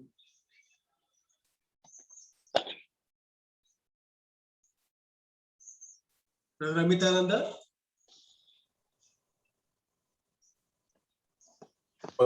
ಬಹಳವಾಗಿ ಪ್ರೀತಿ ಮಾಡುತ್ತ ದೇವರೇ, ನಿಮ್ಮ ಪರಿಶುದ್ಧವಾದ ನಾಮಕ್ಕೆ ಸ್ತುತಿ ಸ್ತೋತ್ರ ಕೊಂಡಾಟಗಳನ್ನ ಸಲ್ಲಿಸ್ತೇವೆ ಸ್ವಾಮಿ. ನಿನ್ನ ಮಹಾಕೃಪೆಯಿಂದ ಕರ್ತನೆ ಮತ್ತೊಂದು ಆವರ್ತಿ ವಾರದ ಮೊದಲಿನ ಕರ್ತನೆ ನೀವು ಮಾಡಿದಂತ ಪ್ರೀತಿ ಕರುಣೆ ಉಪಕಾರಗಳನ್ನ ನೆನಪು ಮಾಡಿಕೊಂಡವರಾಗಿ ಹೃದಯ ಅಂತರಾಳದಿಂದ ಕರ್ತನೆ ಸ್ತುತಿ ಸ್ತೋತ್ರ ಕಾಣಿಕೆಗಳನ್ನ ಸಲ್ಲಿಸ್ಲಿಕ್ಕಾಗುವ ಹಾಗೆ ನಮ್ಮ ನಷ್ಟಕಾಯಿ ಸ್ತೋತ್ರ ಕೊಂಡಾಟ ಸಲ್ಲಿಸ್ತೇವೆ ಸ್ವಾಮಿ. ಹೌದು ಸ್ವಾಮಿ, ನೀವು ರಾಜಾದಿ ರಾಜನು ಒಡೆಯರ ಒಡೆಯನು ಕರ್ತಾದಿ ಕರ್ತನು ನೀವಾಗಿರುವುದಕ್ಕಾಗಿ ಸ್ತೋತ್ರ. ಹೌದು ಸ್ವಾಮಿ, ನೀವು ಇಸ್ರಾಯೇಲರ ಸ್ತೋತ್ರ ಸಿಂಹಾಸನ ನೀವಾಗಿರುವುದಕ್ಕಾಗಿ ಸ್ತೋತ್ರ ಕೊಂಡಾಟ ಸಲ್ಲಿಸ್ತೇವೆ ಸ್ವಾಮಿ. ಹೌದು ಸ್ವಾಮಿ, ನೀವು ಸರ್ವವ್ಯಾಪಿ ಸರ್ವಶಕ್ತನು ಸಾರ್ವಭೌಮನು ನೀವು ಸ್ವಾಮಿ. ನಿಮ್ಮ ಹೊರತು ಬೇರೆ ದೇವರುಗಳು ಇಲ್ಲದೆ ಇರುವುದಕ್ಕಾಗಿ ಸ್ತೋತ್ರ ಕೊಂಡಾಟ ಸಲ್ಲಿಸ್ತೇವಪ್ಪ. ನಿಮಗೆ ಸಮನಾದ ಮತ್ತೊಬ್ಬ ದೇವರು ಇಲ್ಲದವರಕ್ಕಾಗಿ ಸ್ತೋತ್ರ ಕೊಂಡಾಟ ಸಲ್ಲಿಸ್ತೇವೆ ಸ್ವಾಮಿ. ತಾ ಮಹಾಮಹಿಮನಾದ ದೇವರು ನೀನಾಗಿರುವುದಕ್ಕಾಗಿ ಸ್ತೋತ್ರ ಸಲ್ಲಿಸ್ತೇವೆ ಸ್ವಾಮಿ. ಹೌದು ಸ್ವಾಮಿ, ನಮ್ಮನ್ನು ಉಂಟು ಮಾಡಿದವನು ನೀನು ಸ್ವಾಮಿ. ನಮ್ಮ ಸೃಷ್ಟಿಕರ್ತನು ನೀವು ಸ್ವಾಮಿ. ನಮ್ಮ ನಿರ್ಮಾಣಿಕನು ನೀವು ಸ್ವಾಮಿ. ಅದಕ್ಕಾಗಿ ಕರ್ತನೆ ನಾವು ಅಷ್ಟಾಂಗವರೆಗೆ ಕರ್ತನೆ ನಿನ್ನನ್ನ ಕೊಂಡಾಡುತ್ತೇವೆ, ನಿನ್ನ ಸ್ತುತಿಸ್ತೇವೆ, ನಿನ್ನನ್ನ ಆರಾಧಿಸ್ತೇವೆ ಸ್ವಾಮಿ. ಹೌದು ಸ್ವಾಮಿ, ಮನುಷ್ಯರಾದ ನಾವು ಸ್ವಾಮಿ ಎಷ್ಟು ಮಾತ್ರದವರು ಸ್ವಾಮಿ. ಕೇವಲ ಮಣ್ಣು ಧೂಳಿಗೆ ಸಮಾನರು ಸ್ವಾಮಿ. ಮಣ್ಣಿನಿಂದ ಮಾಡಲ್ಪಟ್ಟ ಘಟಗಳಲ್ಲಿ ನಾವಿದ್ದೇವಲ್ಲ ಸ್ವಾಮಿ. ಹೌದು ಸ್ವಾಮಿ, ಹೇಳುವ ಮೇರೆ ಕರ್ತನೆ ಸತ್ತ ನಾಯಿಗೆ ಸಮಾನರು ನಾವು ಸ್ವಾಮಿ. ಹೌದು ಸ್ವಾಮಿ, ಪಾಪವನ್ನ ಮಾಡಿ ಕರ್ತನೆ ನಿನ್ನಿಂದ ದೂರ ಹೋದವರು ನಾವು ಸ್ವಾಮಿ. ನಿನ್ನ ಕೋಪಕ್ಕೆ ಗುರಿಯಾದವರು ಸ್ವಾಮಿ. ವಾಕ್ಯದಲ್ಲಿ ನೋಡುವ ಮೇರೆ ಕರ್ತನೆ ಹೌದು ಸ್ವಾಮಿ, ನಾವು ಶರೀರಕ್ಕೂ ಮನಸ್ಸಿಗೂ ಸಂಬಂಧಪಟ್ಟ ವಿಷಯಗಳನ್ನ ಮಾಡುವವರಾಯಿ ಕರ್ತನೆ, ಸ್ವಭಾವ ಸಿದ್ಧವಾಯಿ ಕರ್ತನೆ ನಿನ್ನ ಕೋಪಕ್ಕೆ ಗುರಿಯಾದವರು ನಾವಾಗಿದ್ದೆವು ಸ್ವಾಮಿ. ಆದ್ರೆ ಕರುಣಾನಿಧಿಯಾದ ನೀನು ನಮ್ಮ ಮೇಲೆ ಮಹಾ ಪ್ರೀತಿ ನಿಟ್ಟಕ್ಕಾಗಿ ಸ್ತೋರ ಸ್ವಾಮಿ. ಲೋಕದ ಮೇಲೆ ಎಷ್ಟೋ ಪ್ರೀತಿಯನ್ನಿಟ್ಟು ನಿಮ್ಮ ಒಬ್ಬನೇ ಮಗನನ್ನು ನಮಗಾಗಿ ಕೊಟ್ಟಕ್ಕಾಗಿ ಸ್ತೋರ ಕೊಂಡಾಟ ಸಲ್ಲಿಸ್ತೇವೆ ಸ್ವಾಮಿ. ಹೌದು ಸ್ವಾಮಿ, ಆ ಮಗನನ್ನು ನಾವು ನೋಡುವ ಕರ್ತನೆ ತಂದೆಗೆ ಸರಿ ಸಮಾನಾದ ಪದವಿಯನ್ನ ಬಿಡಲು ನೆನೆಸ್ತದೆ ಕರ್ತನೆ. ನಮಗಾಗಿ ದಾಸನ ರೂಪವನ್ನು ಧರಿಸಿಕೊಂಡಕ್ಕಾಗಿ ಸ್ತೋತ್ರ. ನಮಗಾಗಿ ಕರ್ತನೆ ತನ್ನನ್ನು ತಾನು ತಗ್ಗಿಸಿಕೊಂಡಕ್ಕಾಗಿ ಸ್ತೋತ್ರ.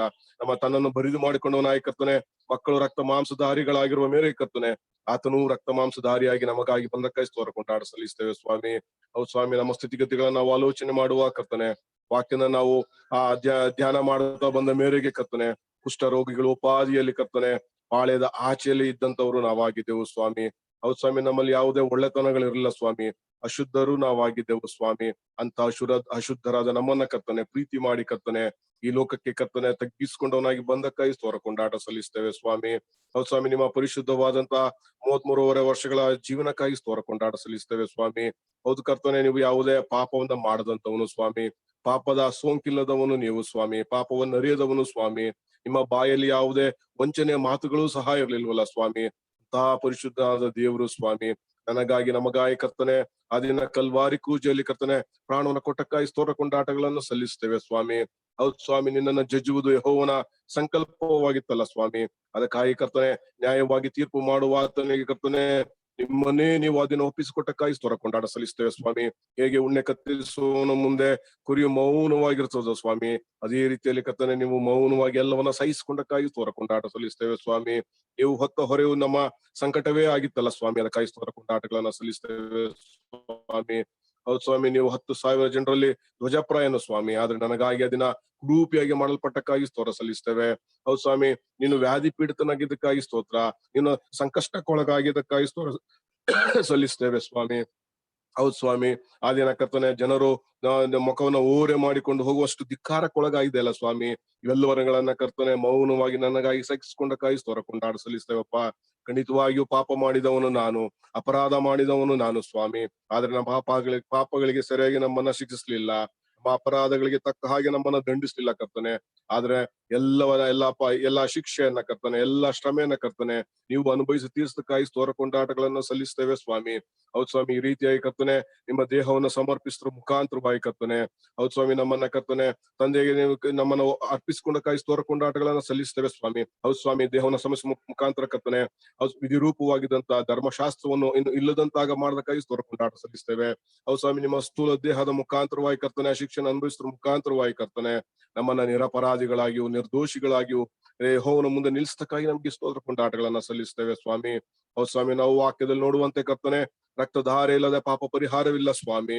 ಅದಕ್ಕಾಗಿ ಕರ್ತನೆ ನಿಮ್ಮ ಸಂಪೂರ್ಣವಾದ ರಕ್ತವನ್ನು ನಮಗಾಗಿ ಚೆಲ್ಲಿ ಬಿಟ್ಟಕ್ಕಾಗಿ ಕೊಂಡಾಟ ಸಲ್ಲಿಸ್ತೇವೆ. ಹೌದು ಸ್ವಾಮಿ, ನಮಗೆ ಬಿಡುಗಡೆಯಾಗಿದ್ದು ಬೆಳ್ಳಿ ಬಂಗಾರ ಮುಂತಾದ ನಶಿಸಿ ಹೋಗುವಂತ ವಸ್ತುಗಳಿಂದ ಅಲ್ಲವೇ ಅಲ್ಲ ಸ್ವಾಮಿ.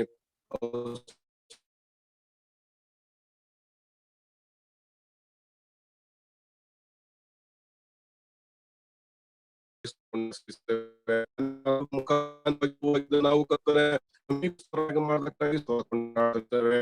ನೀತಿವಂತರಾದ ನಮ್ಮನ್ನ ಕರ್ತನೆ ಈಗ ನೀತಿವಂತನಾಗಿ ಈ ದಿನ ನಮ್ಮ ಸಮಕ್ಷಮಕ್ಕೆ ಕರೀಲಿಕ್ಕಾಗುವಂತಹ ಸೌಭಾಗ್ಯಕ್ಕೆ ನಮ್ಮ ನಡೆಸಕ್ಕಾಗಿ ಕೊಂಡಾಡ ಸಲ್ಲಿಸ್ತೇವೆ. ಹೌದು ಸ್ವಾಮಿ, ಮೊದಲು ನಾವು ಪ್ರಜೆಯಾಗಿರ್ಲಿಲ್ಲ ಸ್ವಾಮಿ, ಈಗ ನಮ್ಮನ್ನ ಪ್ರಜೆಗಳಾಗಿ ಮಾಡಿದ್ದಕ್ಕಾಗಿ ಸ್ತೋತ್ರ. ಮೊದಲು ವಾತ್ಸಲ್ಯ ಹೊಂದಿರ್ಲಿಲ್ಲ ಸ್ವಾಮಿ, ಈಗ ನಮ್ಮ ವಾತ್ಸಲ್ಯ ಹೊಂದಿರುವುದಕ್ಕಾಗಿ ಸ್ತೋತ್ರ ಸ್ವಾಮಿ. ಹೌದು ಸ್ವಾಮಿ, ನಮ್ಮನ್ನ ರಾಜವಂಶಸ್ಥರಾದ ಮೀಸಲಾದ ಯಾಜಕರನ್ನಾಗಿ ನಮ್ಮನ್ನ ನೇಮಿಸಕ್ಕಾಗಿ ಸ್ತೋತ್ರ ಕೊಂಡಾಟ ಸಲ್ಲಿಸ್ತೇವೆ. ಹೌದು ಸ್ವಾಮಿ, ನಾವು ಪರದೇಶಸ್ಥರಾಗಿದ್ದೆವು, ಆದರೆ ಈ ದಿನ ನಮ್ಮನ್ನ ಪರಲೋಕ ಸಂಸ್ಥಾನದವರನ್ನಾಗಿ ಮಾಡೋದಕ್ಕಾಗಿ ಸ್ತೋತ್ರ ಕೊಂಡಾಟ ಸಲ್ಲಿಸ್ತೇವೆ ಸ್ವಾಮಿ. ಹೌದು ಸ್ವಾಮಿ, ನಮಗಾಗಿ ಕರ್ತನೆ ನೀವು ಪ್ರಾಣವನ್ನ ಕೊಟ್ಟಕ್ಕಾಗಿ ಸ್ತೋತ್ರ. ಸತ್ತು ಮೃತ್ಯುಂಜಯನಾಗಿ 3ನೇ ದಿನದಲ್ಲಿ ಎದ್ದು ಬಂದಕ್ಕಾಗಿ ಸ್ತೋತ್ರ ಸ್ವಾಮಿ. ಈ ಮುಖಾಂತರ ಸೈತಾನನನ್ನು ಜಯಿಸೋದಕ್ಕಾಗಿ ಸ್ತೋತ್ರ, ಮರಣವನ್ನ ಜಯಿಸೋದಕ್ಕಾಗಿ ಸ್ತೋತ್ರ ಕೊಂಡಾಟ ಸಲ್ಲಿಸ್ತೇವೆ. ಈ ದಿನವು ತಂದೆಯ ಬಲಪಾರ್ಶ್ವದಲ್ಲಿ ಇದ್ದುಕೊಂಡವನಾಗಿ ನಮಗಾಗಿ ಪ್ರಾರ್ಥನೆ ವಿಜ್ಞಾಪನೆಗಳನ್ನ ಮಾಡ್ತಾ ಇರುವುದಕ್ಕಾಗಿ ಸ್ತೋತ್ರ ಸಲ್ಲಿಸ್ತೇವೆ. ನಮಗಾಗಿ ಕರ್ತನೆ ಬಿಡಾರಗಳನ್ನ ಸಿದ್ಧ ಮಾಡ್ತಾ ಇರುವುದಕ್ಕಾಗಿ ಸ್ತೋತ್ರ. ನಮಗಾಗಿ ನೀವು ಮತ್ತೊಮ್ಮೆ ಬರುವಾತನಾಗಿರುವುದಕ್ಕಾಗಿ ಸ್ತೋತ್ರ ಸಲ್ಲಿಸ್ತೇವೆ ಸ್ವಾಮಿ. ಹೌದು ಸ್ವಾಮಿ, ಇಷ್ಟೊಂದು ಉಪಕಾರ ಮಾಡಿದಂತ ದೇವರೇ, ಇದಕ್ಕೆ ಬದಲಾಗಿ ನಾವೇನು ಕೊಡುವ ಕರ್ತನೆ, ನಮ್ಮ ಹೃದಯದ ಅಂತರಾಳದಿಂದ ಬರುವಂತಹ ಸ್ತೋತ್ರಗಳನ್ನು ಅರ್ಪಿಸಿ ನಿಮ್ಮೊಬ್ಬನನ್ನೇ ಆರಾಧಿಸ್ತೇವೆ ಜೀವಳ ತಂದೆಯೇ. ಆಮೇನ್. ಸ್ತುತಿ ಸ್ತೋತ್ರ ಹೊಂದಲು ಯೋಗ್ಯನಾದಂತ ನಮ್ಮ ಪರಮ ಪ್ರೀತಿಯ ಪರಲೋಕ ದೇವರೇ, ನಮ್ಮ ರಕ್ಷಕನಾಥ ಯೇಸು ಕ್ರಿಸ್ತನ ಮೂಲಕ ನಾವು ಸ್ತೋತ್ರ ಸಲ್ಲಿಸುತ್ತರಾಗಿದ್ದೇವೆ. ಅಪ್ಪ, ಮತ್ತೊಂದಾವಧಿ ನಾವು ನಿನ್ನ ಪಾದ ಸನ್ನಿಧಿಗೆ ಬಂದು ನಿನ್ನ ಪ್ರೀತಿ ಕರುಣೆಯನ್ನು ನೆನಪು ಮಾಡಿ ಸ್ತುತಿ ಸ್ತೋತ್ರಗಳನ್ನು ಸಲ್ಲಿಸಲಿಕ್ಕೆ ಅವತ್ತೆ ನಮ್ಮನ್ನು ಇನ್ನೂ ಉಳಿಯ ಮಾಡೋದಕ್ಕಾಗಿ ಸ್ತೋತ್ರ ಸಲ್ಲಿಸುತ್ತರಾಗಿದ್ದೇವೆ. ನಿನ್ನನ್ನು ನಾವು ಆಲೋಚನೆ ಮಾಡುವಂತ ಸಂದರ್ಭದಲ್ಲಿ ಕರ್ತನೆ, ನೀನು ದೊಡ್ಡವನು ಪರಾಕ್ರಮಿ ಆಗಿರುವುದಕ್ಕಾಗಿ ಸ್ತೋತ್ರ ಸಲ್ಲಿಸುತ್ತರಾಗಿದ್ದೇವೆ. ನೀನು ದಯವು ಕನಿಕರವುಳ್ಳವನು ನೀತಿಯುಳ್ಳಂತ ದೇವರಾಗಿರುವುದಕ್ಕಾಗಿ ಸ್ತೋತ್ರ ಸಲ್ಲಿಸುತ್ತರಾಗಿದ್ದೇವೆ. ಉನ್ನತದಲ್ಲಿರುವಂತವನು ಆಸನರೂಢನಾಗಿರುವಂತ ನಿನ್ನ ಸ್ತೋತ್ರ ಸಲ್ಲಿಸುತ್ತರಾಗಿದ್ದೇವೆ. ಆಕಾಶವನ್ನು ಭೂಮಿಯನ್ನು ಉಂಟು ಮಾಡದಂತ ದೇವರೇ ನಿನ್ನ ಸ್ತೋತ್ರ ಸಲ್ಲಿಸುತ್ತರಾಗಿದ್ದೇವೆ. ಅಲ್ಲಿಂದ ನೀನು ದೃಷ್ಟಿಸಿ ನೋಡುವಂತ ದೇವರಾಗಿರೋ ಸ್ತೋತ್ರ ಸಲ್ಲಿಸುತ್ತರಾಗಿದ್ದೇವೆ. ದೀನರನ್ನು ಬಡವರನ್ನು ಧೂಳಿನಿಂದ ಮತ್ತು ತಿಪ್ಪಿಯಿಂದ ಎತ್ತಿರುವುದಕ್ಕಾಗಿ ಸ್ತೋತ್ರ ಸಲ್ಲಿಸುತ್ತರಾಗಿದ್ದೇವೆ. ನಿನ್ನ ಅದ್ಭುತ ಕಾರ್ಯಗಳಿಗಾಗಿ ಸ್ತೋತ್ರವನ್ನು ಸಲ್ಲಿಸುತ್ತರಾಗಿದ್ದೇವೆ. ನೀನು ಸರ್ವೋತ್ಕೃಷ್ಟನಾಗಿರುವುದಕ್ಕಾಗಿ ಸ್ತೋತ್ರ ಸಲ್ಲಿಸುತ್ತರಾಗಿದ್ದೇವೆ. ಪ್ರಭಾವ ಮಾನಗಳಿಂದ ಭೂಷಿತನಾಗಿರುವುದಕ್ಕಾಗಿ ಸ್ತೋತ್ರ ಸಲ್ಲಿಸುತ್ತರಾಗಿದ್ದೇವೆ. ನಮ್ಮನ್ನ ಪ್ರಜೆಯನ್ನಾಗಿ ಪಾಲಿಸುವ ಹಿಂಡನ್ನಾಗಿ ನೀನು ಆರಿಸಿಕೊಂಡದಕ್ಕಾಗಿ ಸ್ತೋತ್ರ ಸಲ್ಲಿಸುತ್ತರಾಗಿದ್ದೇವೆ.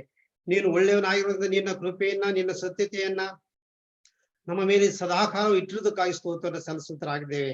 ಇಂಥ ಮಹೋನ್ನತರಾದ ದೇವರಾದಂತ ನಿನ್ನನ್ನ ನಾವು ಆರಾಧಿಸುವುದು ಎಷ್ಟು ಸ್ವಾಮಿ. ಆದ್ರೆ ನಮ್ಮನ್ನ ನೀನು ಸ್ವೀಕರಿಸಿದಿ, ಕರೆದಿದ್ದಿ, ಅದಕ್ಕಾಗಿ ಸ್ತೋತ್ರ ಸಲ್ಲಿಸುತ್ತರಾಗಿದೆ. ವಾಕ್ಯವನ್ನು ಕೇಳುತ್ತಾ ಬಂದಂತ ಸಂದರ್ಭದಲ್ಲಿ ಕುಷ್ಠ ರೋಗಿಯ ಜೀವಿತ ನನ್ನ ಜೀವಿತ ಆಗಿರುವಂತದ್ದಾಗಿದೆ ಸ್ವಾಮಿ. ಪಾಪ ಎಂಬ ಕುಷ್ಠ ರೋಗದಲ್ಲಿ ಇದ್ದಂತ ನಮ್ಮನ್ನ ನೀನು ಬಿಡುಗಡೆ ಮಾಡೋದಕ್ಕೋಸ್ಕರ ಬಂದದಕ್ಕಾಗಿ ಸ್ತೋತ್ರ. ಪರಲೋಕದಿಂದ ನೀನು ಬಂದದಕ್ಕಾಗಿ ಸ್ತೋತ್ರ. ನಮ್ಮನ್ನ ಶುದ್ಧಗೊಳಿಸೋದಕ್ಕೋಸ್ಕರ ಬಂದದಕ್ಕಾಗಿ ಸ್ತೋತ್ರ. ನಮ್ಮ ಜೀವಿತದಲ್ಲಿ ಹೊಸ ಮಾರ್ಪಾಡನ್ನು ಉಂಟು ಮಾಡದಂತ ದೇವರೇ ನಿನಗೆ ಸ್ತೋತ್ರವನ್ನು ಸಲ್ಲಿಸುತ್ತರಾಗಿದ್ದೇವೆ. ಕುಷ್ಠ ರೋಗಿಯು ಆತನು ಕಾಣಿಕೆಯನ್ನು ತಂದು ಕೊಟ್ಟದ್ದನ್ನು ನೋಡುವಂತರಾಗಿದೆ ಸ್ವಾಮಿ. ಆದರೆ ಕರ್ತನೆ, ನಾವು ಕಾಣಿಕೆಯನ್ನು ಕೊಡಬೇಕಾದಂತಲೇ ನೀನು ಮಾಡದಂತ ತ್ಯಾಗ ಬಲಿದಾನಗಳ ಅಪಾರವಾದಂಥದ್ದು. ಕಲ್ವಾರಿ ಕ್ರೂಜೆಯಲ್ಲಿ ನೀನು ರಕ್ತವನ್ನು ನಿಂದ ದೇಹವನ್ನೇ ನೀನು ಅರ್ಪಿಸಿಕೊಟ್ಟದಕ್ಕಾಗಿ ಸ್ತೋತ್ರ. ರಕ್ತದ ಮುಖಾಂತರ ನಮ್ಮನ್ನ ಬಿಡುಗಡೆ ಮಾಡದ ಸ್ತೋತ್ರ. ರಕ್ತದ ಮುಖಾಂತರ ನಾವು ನಿನ್ನ ಸಮೀಪಕ್ಕೆ ಬರುವ ರೀತಿಯಲ್ಲಿ ನೀನು ಮಾಡದಕ್ಕಾಗಿ ಸ್ತೋತ್ರ ಸಲ್ಲಿಸುತ್ತರಾಗಿದ್ದೇವೆ. ನೀನು ಎಷ್ಟು ಒಳ್ಳೆಯವನು, ಎಷ್ಟು ದೊಡ್ಡವನು ಸ್ವಾಮಿ. ನಿನ್ನ ಸನ್ನಿಧಿಗೆ ಬರುವವರು ಅನರ್ಹರಂತ ನಮಗೆ ಯೇಸು ಕ್ರಿಸ್ತನ ಮೂಲಕ ಯೋಗ್ಯತೆಯನ್ನು ಕೊಟ್ಟದಕ್ಕಾಗಿ ಸ್ತೋತ್ರ ಸಲ್ಲಿಸುತ್ತರಾಗಿದ್ದೇವೆ. ಈ ಲೋಕದಲ್ಲಿ ನೀನು ಏನನ್ನು ಕೊಟ್ಟರು ಕೂಡ ಅದು ಈಡಾಗುವುದಿಲ್ಲ ಸ್ವಾಮಿ.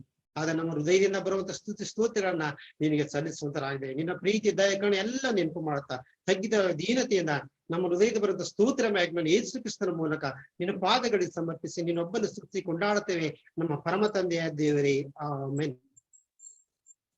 ಪ್ರಶಾಂತ್, ಬಹಳವಾಗಿ ಪ್ರೀತಿ ಮಾಡುವಂತ ನಮ್ಮ ಸ್ವರ್ಗದ ತಂದೆಯ ದೇವರಕ್ಷಕ, ನಿನ್ನ ಅತಿ ಪರಿಶುದ್ಧವಾದ ನಾಮಕ್ಕೆ ಮುಂಜಾನೆಯಲ್ಲಿ ಅನಂತ ಸ್ತೋತ್ರ ಕೊಂಡಾಟಗಳನ್ನ ಸಲ್ಲಿಸ್ತೇನೆ ಸ್ವಾಮಿ. ನಿನ್ನ ಮಹಾಕೃಪೆಯಿಂದ ಹೊಸ ದಿನವನ್ನ ಕೊಟ್ಟಿದ್ದಿ. ನಿನ್ನ ದಿನದಲ್ಲಿ ಈ ರೀತಿಯಲ್ಲಿ ಸ್ವಾಮಿ ನಾವು ಸಭೆಯ ಕೂಡಿ ಹಾರಸ್ತಿದ್ದಾಗ್ಯೂ ನಾವು ಇರುವಂತ ಸ್ಥಳದಲ್ಲೇ ಸತ್ಯಕ್ಕೆ ತಕ್ಕ ಹಾಕಿ ನಿನ್ನನ್ನ ಆರಾಧಿಸುವಂತಹ ಈ ಮಹಾ ಸೌಭಾಗ್ಯದಲ್ಲಿ ನಮ್ಮನ್ನ ಇಟ್ಟಿದ್ದಿ. ಅದಕ್ಕಾಗಿ ದೇವರೇ ನಾವು ನಿಮ್ಮನ್ನ ಕೊಂಡಾಡ್ತೇವೆ, ನಿಮ್ಮನ್ನ ಘನಪಡಿಸ್ತೇವೆ ಸ್ವಾಮಿ. ಹೇಗೋ ರಕ್ಷಕನಾದಂತಹ ದೇವರೇ ವಾಕ್ಯ ಭಾಗಗಳನ್ನ ಕೇಳಲಿಕ್ಕಾಗುವಂತ ಕೃಪೆ ಮಾಡಿದಿ. ಖಂಡಿತವಾಗಿಯೂ ದೇವರೇ ಕುಷ್ಠರೋಗಿಯು ಊರಾಚಿಕೆ ಇರಬೇಕಾದಂತವನು ಸ್ವಾಮಿ. ಒಂದು ವೇಳೆ ಆತನು ಅಶುದ್ಧನು ಎಂಬುದಾಗಿ ಯಾವಾಗ್ಲೂ ಹೇಳ್ಕೊಳ್ಳಬೇಕಾಗಿತ್ತು ಸ್ವಾಮಿ. ಹೇಗೋ ದೇವರೇ ಪಾಪ ಮಾಡಿದಂತವರು ನಾವುಗಳು ಸ್ವಾಮಿ, ಊರ ಇರಬೇಕಾದಂತವರು ನಾವು ಸ್ವಾಮಿ. ನಾವು ಖಂಡಿತವಾಗಿಯೂ ಅಶುದ್ಧರು ಎಂಬುದಾಗಿ ನಾವು ಹೇಳಿಕೊಳ್ಳಬೇಕಾಯ್ತು ಸ್ವಾಮಿ. ಆದರೆ ಬದಲಾಗಿ ಸ್ವಾಮಿ ನೀನು ತಾನೇ ಆ ಕಲ್ವಾರಿ ಕ್ರೂಜೆಯಲ್ಲಿ ದೇವರೇ ಊರಿನ ಹೊರಗೆ ಕಲ್ವಾರಿ ಕ್ರೂಜೆಯಲ್ಲಿ ಸ್ವಾಮಿ ನೀನು ತಾನೇ ನಮಗೋಸ್ಕರ ಸ್ವಾಮಿ ಆ ಜಜ್ಜಲ್ಪಟ್ಟೆ ಮುರಿಯಲ್ಪಟ್ಟೆ ಸೀಳಲ್ಪಟ್ಟೆ ಸ್ವಾಮಿ ನಮ್ಮೆಲ್ಲ ಆ ಪಾಪಗಳನ್ನ ದ್ರೋಹಗಳನ್ನ ನೀನು ಅಳಿಸಿ ಹಾಕಿದೆ ಸ್ವಾಮಿ. ಖಂಡಿತವಾಗಿಯೂ ಇನ್ನು ಮುಂದೆ ನೆಂದಿಗೂ ನೆನಪಿಗೆ ತಂದುಕೊಳ್ಳುವುದಿಲ್ಲ ಎಂಬುದಾಗಿ ಹೇಳಿ ಪೂರ್ವಕ್ಕೂ ಪಶ್ಚಿಮಕ್ಕೂ ಎಷ್ಟು ದೂರವೋ ಅಷ್ಟು ದೂರ ನಮ್ಮ ಪಾಪಗಳನ್ನ ನೀನು ಹೋಗಲಾಡಿಸಕ್ಕಾಗಿ ಸ್ತೋತ್ರ.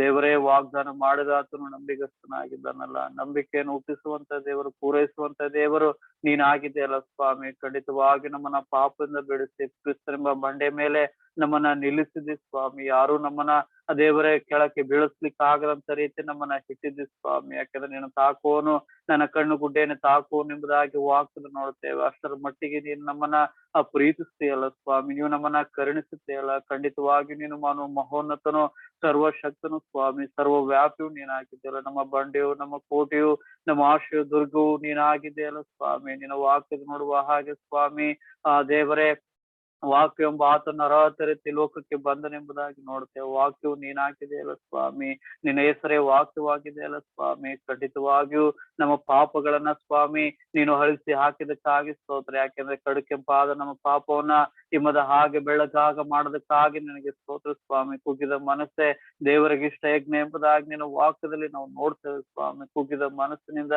ದೇವರೇ ನಾವು ನಿಮ್ಮನ್ನ ಕೊಂಡಾಡ್ತೇವೆ, ನಿಮ್ಮನ್ನ ಘನಪಡಿಸುವಂತವ್ರು ನಾವು ಆಗಿದ್ದೇವೆ. ಹೌದು ಸ್ವಾಮಿ, 24ರಿಂದ 4 ಜೀವಿಗಳಿಂದಲೂ ನಿತ್ಯ ನಿತ್ಯಕ್ಕೂ ಪರಿಶುದ್ಧನು ಪರಿಶುದ್ಧನು ಎಂಬುದಾಗಿ ನಿನ್ನ ಹಾಡಿ ಹೊಗಳುತ್ತಾ ಕೊಂಡಾಡ್ತಿರೋದಕ್ಕಾಗಿ ಸ್ವಾಮಿ ನಾವು ನಿಮ್ಮನ್ನ ಕೊಂಡಾಡ್ತೇವೆ, ನಿಮ್ಮನ್ನ ಘನಪಡುತ್ತೇವೆ ಸ್ವಾಮಿ. ಹೇಗೋ ನಮ್ಮನ್ನ ಸ್ವಕೀಯ ಪ್ರಜೆಯನ್ನಾಗಿ ಯಾಜಕರನ್ನಾಗಿ ಸ್ವಾಮಿ ನಮ್ಮನ್ನ ಇಟ್ಟಿದ್ದಿ ಸ್ವಾಮಿ. ನಿನ್ನ ಸ್ನೇಹಿತರಾಗಿ ನಮ್ಮನ್ನ ಕರೆದಿಯಲ್ಲ ಸ್ವಾಮಿ. ಅದಕ್ಕಾಗಿ ದಿನಗಳಲ್ಲಿ ಸ್ವಾಮಿ ದೇವರೇ ನಿನ್ನನ್ನು ಕೊಂಡಾಡುವಂತ ಕೃಪೆಯನ್ನ ಕೊಟ್ಟೆಯಲ್ಲ, ಅದಕ್ಕಾಗಿ ನಿನ್ನನ್ನು ಕೊಂಡಾಡ್ತೇವೆ, ನಿಮ್ಮನ್ನ ಘನಪಡಿಸುವಂತವ್ರು ನಾವು ಆಗಿದ್ದೇವೆ ಸ್ವಾಮಿ. ನಾನೇ ಮಾರ್ಗವು ಪುನರುತ್ತ ಜೀವ ಆಗಿದ್ದೇನೆ ಎಂಬುದಾಗಿ ಹೇಳಿದಂತ ದೇವರು ನೀನಾಗಿರೋದಕ್ಕಾಗಿ ನಾವು ನಿಮ್ಮನ್ನ ಕೊಂಡಾಡ್ತೇವೆ, ನಿಮ್ಮನ್ನ ಘನಪಡುತ್ತೇವೆ ಸ್ವಾಮಿ. ಹೇಗೋ ರಕ್ಷಕ ನೀನು ಮಾಡಿದಂತ ಎಲ್ಲಾ ಶ್ರೇಷ್ಠ ಉಪಕಾರಗಳನ್ನ ನೆನೆಸಿಕೊಂಡಂತವರಾಗಿ ನಮ್ಮ ಹೃದಯದ ಆನಂದ ಬರುವಂತ ಎಲ್ಲಾ ಸ್ತುತಿ ಸ್ತೋತ್ರಗಳನ್ನ ನಿನ್ನೊಬ್ಬನಿಗೆ ಸಲ್ಲಿಸಿ ನಿನ್ನೊಬ್ಬರನ್ನೇ ಕೊಂಡಾಡ್ತೇವೆ ನಮ್ಮ ಜೀವಳಂತ ತಂದೆ. ಆಮೆನ್. ನಾವು ಸಂಗೀತಗಳಲ್ಲಿ 153ನೇ ಸಂಗೀತ ಹಾಡಿಕೊಳ್ಳೋಣ. ಸಂಗೀತಗಳಲ್ಲಿ 153ನೇ ಸಂಗೀತ, ಯೇಸುವನ್ನೇ ಪ್ರೀತಿ ಮಾಡುವೆನು, ವಿಧೇಯನಾಗಿ ನಾನಿರುವೆನು. 153ನೇ ಸಂಗೀತ.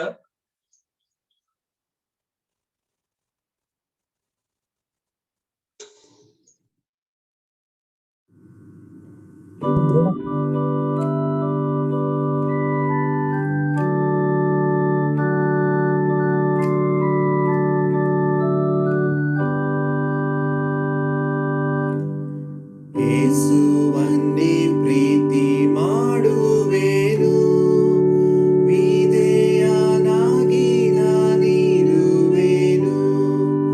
ನನ್ನನ್ನು ಎಷ್ಟಾಗಿ ಸ್ನೇಹಿಸಿದ ಹಾಗಲು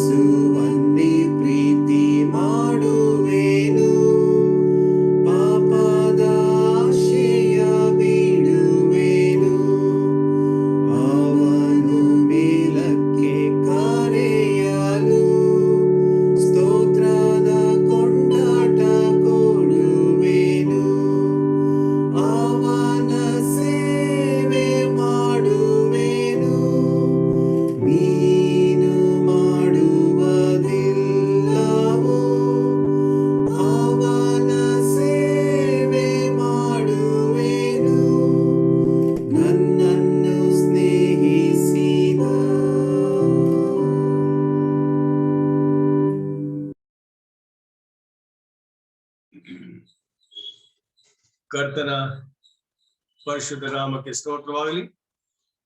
ಕರ್ತನಿಗೆ ವಿಶೇಷ ರೀತಿಯಲ್ಲಿ ಹೃದಯದ ಸ್ತೋತ್ರ ಬಲಿಗಳನ್ನು ಸಮರ್ಪಿಸಿ ಆತನನ್ನ ನಾವು ಸಭೆಯಾಗಿ ಆರಿಸ್ತಾ ಬಂದಿದ್ದೇವೆ.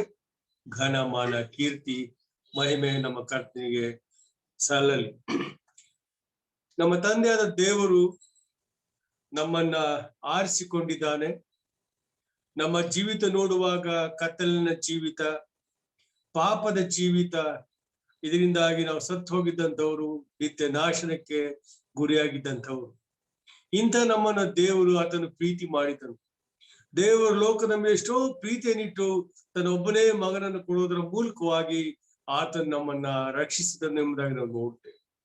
ಸತ್ತು ಹೋಗಿದ್ದಂತ ನಮಗೆ ಆತನು ಜೀವ ಬರುವಂತೆ, ಆತನು ಜೀವಿಸುವಂತೆ ನಮ್ಮನ್ನು ಮಾಡಿದನ್ನು ನೋಡ್ತೇವೆ. ಎಫೆಸ 2ನೇ ಅಧ್ಯಾಯದಲ್ಲಿ ನಾವು ಓದಿಕೊಳ್ಳುವಾಗ ಅಪರಾಧಗಳ ಮತ್ತು ಪಾಪಗಳ ದೆಸೆಯಿಂದಾಗಿ ನಾವು ಸತ್ತು ಹೋಗಿದ್ದೆವು, ಆದ್ರೆ ಕ್ರಿಸ್ತನಲ್ಲಿ ನಮ್ಮನ್ನ ದೇವರು ಬದುಕಿಸಿದ್ದಾನೆ ನೋಡ್ತೇವೆ. ಬದುಕಿಸಿದ್ದಾನೆ ನಿಜ, ನಮಗೆ ಜೀವನ ಕೊಟ್ಟಿದ್ದಾನೆ ನಿಜ, ನಿತ್ಯ ಜೀವಕ್ಕೆ ಸೇರಿಸಿದ್ದಾನೆ ನಿಜ, ದೇವರ ಮಕ್ಕಳಾಗಿದ್ದೇವೆ ನಿಜ, ವಿಶೇಷ ರೀತಿಯಲ್ಲಿ ಆತ ನಮ್ಮನ್ನು ಆಶೀರ್ವದಿಸಿದ್ದಾನೆ, ಎಲ್ಲವೂ ಸತ್ಯ.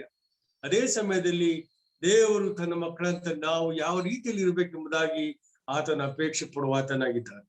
ತನ್ನ ಮಕ್ಕಳು ಹೇಗೆ ಜೀವಿಸಬೇಕು, ಯಾವ ರೀತಿಯಲ್ಲಿ ತಮ್ಮನ್ನ ಅವರು ಮುಂದಿನ ಆ ಒಂದು ಪರಲೋಕದ ಜೀವಿತಕ್ಕೆ ಸಿದ್ಧಪಡಿಸಿಕೊಳ್ಬೇಕು, ಈ ಲೋಕದಲ್ಲಿರುವಂತ ಸಮಯದಲ್ಲಿ ಅವರ ಮುಂದಿನ ಜೀವಿತಕ್ಕೆ ಯಾವ ರೀತಿಯಲ್ಲಿ ತಮ್ಮನ್ನ ಅವರು ಸಿದ್ಧತೆ ಮಾಡಿಕೊಂಡು ಈ ಲೋಕದಲ್ಲಿ ಇರ್ಬೇಕೆಂಬುದನ್ನ ಆತನು ತಿಳಿಸುತ್ತಾ ಬಂದಿದ್ದಾನೆ. ಇಬ್ರಿಯರ ಬರೆದ ಗ್ರಂಥ 12ನೇ ಅಧ್ಯಾಯದ 2ನೇ ವಾಕ್ಯದಲ್ಲಿ ಹೀಗೆ ಓದಿಕೊಳ್ತೇವೆ. ಇಬ್ರಿಯರ ಗ್ರಂಥ 12:2 ನಂಬಿಕೆಯನ್ನು ಹುಟ್ಟಿಸುವವನು ಪೂರೈಸುವವನು ಆಗಿರುವ ಯೇಸುವಿನ ಮೇಲೆ ದೃಷ್ಟಿ ಇಟ್ಟು ನಮಗೆ ನೇಮಕವಾದ ಓಟವನ್ನ ಸ್ಥಿರ ಚಿತ್ತದಿಂದ ಓಡೋಣ ಎಂಬುದಾಗಿ ಆ ಗ್ರಂಥಕರ್ತ ಅಲ್ಲಿ ಹೇಳುವಂತ ಮಾತು, ನಮಗೆ ನೇಮಕವಾಗಿರುವಂತಹ ಒಂದು ಓಟ ಎಂಬುದಾಗಿ ಅಲ್ಲಿ ಬರೆದದ್ದು. ನಮಗೊಂದು ಓಟವನ್ನ ನೇಮಕ ಮಾಡಲಾಗಿದೆ. ನಾವು ಓಡುವಂತವರಾಗಿದ್ದೇವೆ. ನಾವು ಆ ಓಟದಲ್ಲಿ ಭಾಗಿಗಳಾಗಬೇಕಾಗಿದೆ. ಸುಮ್ಮನೆ ದೇವರು ನಮ್ಮನ್ನ ರಕ್ಷಿಸಿದ್ದಾನೆ ನಿಜ, ದೇವರ ಮಕ್ಕಳಾಗಿದ್ದೇವೆ ನಿಜ, ಬೇಕಾದ ಹಾಗೆ ಸೋಮಾರಿಗಳ ಹಾಗೆ ನಾವು ಮನಸ್ಸು ಬಂದ ಹಾಗೆ ಇರ್ಲಿಕ್ಕೆ ದೇವರು ನಮ್ಮನ್ನ ಬಿಟ್ಟಿಲ್ಲ. ನಮಗೊಂದು ಓಟವನ್ನ ನಿಗದಿ ಮಾಡಿ ಆ ನೇಮಕ ಮಾಡಿದಂತ ಓಟವನ್ನ ಪ್ರತಿಯೊಬ್ಬರು ನಾವು ಓಡಬೇಕಾಗಿದೆ. We have to run the race ಎಂಬುದಾಗಿ ನೋಡ್ತೇವೆ. ಆ ಓಟ ಪ್ರತಿಯೊಬ್ಬರು ಕೂಡ ಅದನ್ನು ಓಡಿ ಅದರಲ್ಲಿ ಅವರು ತಮ್ಮನ್ನು ಯಾವಾಗಲೂ ತೊಡಗಿಸಿಕೊಂಡಿರ್ಬೇಕೆಂಬುದಾಗಿ ದೇವರು ಬಯಸುವನಾಗಿದ್ದಾರೆ. ಆ ಓಟವನ್ನ ನಾವು ಯಾವ ರೀತಿಯಲ್ಲಿ ಓಡ್ಬೇಕೆಂಬುದಾಗಿ ನೋಡುವಾಗ ನಂಬಿಕೆಯನ್ನು ಹುಟ್ಟಿಸುವವನು ಪೂರೈಸುವವನು ಆಗಿರುವ ಯೇಸುವಿನ ಮೇಲೆ ದೃಷ್ಟಿ ಇಟ್ಟು ಓಟವನ್ನ ಓಡಬೇಕೆಂಬುದಾಗಿ ಗ್ರಂಥಕರ್ತನು ಬರೆದಿದ್ದಾನೆ. ಆ ಓಟ ಓಡುವಂತ ಸಮಯದಲ್ಲಿ ಆ ದೃಷ್ಟಿ ಕೂಡ ಅದು ನೇರವಾಗಿ ಅದು ಇರಬೇಕೆಂಬುದಾಗಿ, ಇದರ ಕುರಿತಾಗಿ ಇನ್ನು ವಿವರವಾದಂತಹ ಒಂದು ವಿವರಣೆಯನ್ನು ಕೊಡ್ಲಿಕ್ಕಾಗಿ ನಾವು ಕೊರಿಂಥದವರ ಬರೆದ ಪತ್ರಿಕೆಯಲ್ಲಿ ವಾಕ್ಯಗಳನ್ನ ಓದಿಕೊಳ್ಳುವವರಾಗಿದ್ದೇವೆ. ಪೌಲನು ಕೊರಿಂಥದವರಿಗೆ ಬರೆದ ಮೊದಲನೇ ಪತ್ರಿಕೆಯಲ್ಲಿ ನಾವು ಓದುವಂತ ಸಮಯದಲ್ಲಿ ಅಲ್ಲಿ ವಿಶೇಷ ರೀತಿಯಲ್ಲಿ ಅವನು ನಮಗೆ ಅರ್ಥವಾಗುವಂತ ರೀತಿಯಲ್ಲಿ ಅಲ್ಲಿ ಬರೆದಿರೋದನ್ನ ನೋಡ್ತೇವೆ. ಕೊರಿಂಥದ ಸಭೆಯ ಆ ಸ್ಥಾಪಕನು ಪೌಲನು ನೋಡ್ತೇವೆ. 1 ಕೊರಿಂಥ ಈ ಒಂದು ಪತ್ರಿಕೆಯನ್ನ ಪೌಲನು ಕ್ರಿಸ್ತ ಶಕ 53-54 ಬರೆದಿದ್ದಾಗಿ ನಾವು ನೋಡ್ತೇವೆ. ಕೊರಿಂಥ ಪಟ್ಟಣ ಕುರಿತಾಗ ಆಲೋಚನೆ ಮಾಡುವಾಗ ಅದು ಒಂದು ವಿಶೇಷವಾದಂತ ಒಂದು ಪಟ್ಟಣ, ಒಂದು ದೊಡ್ಡ ಪಟ್ಟಣವಾಗಿದೆ. A famous city, a rich city, a busy city, a business city ಮತ್ತು ಹೈಲಿ ಕಾಂಪಿಟೇಟಿವ್ ಸೊಸೈಟಿ ಎಂಬುದಾಗಿ ನೋಡ್ತೇವೆ. ಅಲ್ಲಿ ಜನರು ಬಹಳಷ್ಟು ಸ್ಪರ್ಧೆಯಿಂದ ಕೂಡಿದಂತ ಜನರಾಗಿದ್ದರು. ಬಹಳಷ್ಟು ತಮ್ಮ ಕಾರ್ಯಗಳಲ್ಲಿ ಚತುರತೆಯಿಂದ ಕೂಡಿದಂತ ಜನರು ಎಂಬುದಾಗಿ ನೋಡ್ತೇವೆ. ಅಲ್ಲಿ ಸಭೆಯನ್ನ ಪೌಲನು ಸ್ಥಾಪನೆ ಮಾಡಿದ್ದಾನೆ. ಅಲ್ಲಿ ಸಭೆಯಲ್ಲಿ ನೋಡುವಂತ ಸಮಯದಲ್ಲಿ ಅನೇಕ ರೀತಿಯ ಏರುಪೇರುಗಳು ಅಲ್ಲಿ ಬಂದದ್ದನ್ನ ನಾವು ನೋಡ್ತೇವೆ. ಆ ಸಭೆಯಲ್ಲಿ ಅನೇಕ ರೀತಿಯ ಭಿನ್ನಾಭಿಪ್ರಾಯಗಳು, ಭೇದಗಳು ಬಂದದ್ದನ್ನ ನಾವು ನೋಡ್ತೇವೆ. ಅದನ್ನೆಲ್ಲ ಸರಿಪಡಿಸುವಂತ ರೀತಿಯಲ್ಲಿ ಆ ಪೌಲನು ಅಲ್ಲಿನ ವಿಶ್ವಾಸಿಗಳಿಗೆ ಆತನು ಪತ್ರಿಕೆಯಲ್ಲಿ ವಿವರವಾಗಿ ಬರೆದು ಒಂದು ರೀತಿಯಲ್ಲಿ ಅವರ ಎಚ್ಚರಿಕೆಯಿಂದ ತಮ್ಮ ಜೀವಿತವನ್ನ, ಸಭಾ ಜೀವಿತವನ್ನ ಅವ್ರು ಹೇಗೆ ನಡೆಸ್ಬೇಕೆಂಬುದನ್ನ ಆತ ವಿವರವಾಗಿ ತಿಳಿಸದಲ್ಲದೆ ನಮ್ಮ ಕ್ರಿಸ್ತಿಯ ಜೀವಿತ ಹೇಗಿರ್ಬೇಕು, ಕ್ರಿಸ್ತಿಯ ಓಟ ಹೇಗಿರ್ಬೇಕು ಎಂಬುದನ್ನ ಅಲ್ಲಿ ಬಹಳಷ್ಟು ಸ್ಪಷ್ಟವಾಗಿ ತಿಳಿಸಿದ್ದಾರೆ. 1 ಕೊರಿಂಥ 9ನೇ ಅಧ್ಯಾಯದ 24 ಮತ್ತು 25 ವಾಕ್ಯಗಳನ್ನು ಓದಿ ಕೇಳಿಸ್ತೇನೆ. 1 ಕೊರಿಂಥ 9ನೇ ಅಧ್ಯಾಯದ 24 ಮತ್ತು 25ನೇ ವಾಕ್ಯಗಳು. ರಂಗಸ್ಥಾನದಲ್ಲಿ ಓಡುವುದಕ್ಕೆ ಗೊತ್ತಾದವರೆಲ್ಲರೂ ಓಡುತ್ತರಾದರೂ ಒಬ್ಬನು ಮಾತ್ರ ಬಿರುದನ್ನು ಹೊಂದುತ್ತಾನೆಂಬುದು ನಿಮಗೆ ತಿಳಿಯದೋ?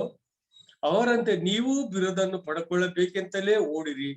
ಅದರಲ್ಲಿ ಹೋರಾಡುವವರೆಲ್ಲರೂ ಎಲ್ಲಾ ವಿಷಯಗಳಲ್ಲಿ ಮಿತವಾಗಿರುತ್ತಾರೆ. ಅವರು ಬಾಡಿ ಹೋಗುವ ಜಯಮಾಲಿಕೆಯನ್ನು ಹೊಂದುವುದಕ್ಕೆ ಸಾಧನೆ ಮಾಡುತ್ತಾರೆ ಎಂಬುದಾಗಿ ಅಲ್ಲಿ ಬರೆಯಲ್ಪಟ್ಟಿದೆ. 24 ಮತ್ತು 25 2 ವಾಕ್ಯಗಳನ್ನು ಓದುವಂತ ಸಮಯದಲ್ಲಿ ಪೌಲನು 3 ವಿಷಯಗಳ ಕುರಿತಾಗಿ ನಾವು ಆಲೋಚನೆ ತಂದುಕೊಳ್ಳಿಕ್ಕಾಗಿ ಆತನು ಬಯಸ್ತಾನೆ. ಬಹಳಷ್ಟು ಸ್ಪಷ್ಟವಾಗಿ ಆತ ವಿವರಣೆ ನೀಡಿದ್ದ ರಂಗಸ್ಥಾನ, ಈ ಒಂದು ಮಾತು, ಈ ಒಂದು ಪದ ನಾವು ನೋಡುವಾಗ ಆಧುನಿಕ ದಿನಗಳ ಒಂದು ಒಲಿಂಪಿಕ್ ಸ್ಟೇಡಿಯಂ ನಾವು ಆಲೋಚನೆ ತಂದುಕೊಳ್ಬಹುದು. ಆ ಒಂದು ಸ್ಟೇಡಿಯಂನಲ್ಲಿ, ಆ ಒಂದು ಕ್ರೀಡಾಂಗಣದಲ್ಲಿ ಓಡ್ಲಿಕ್ಕಾಗಿ ಸ್ಪರ್ಧಾಳುಗಳು ಸಿದ್ಧರಾಗಿದ್ದಾರೆ.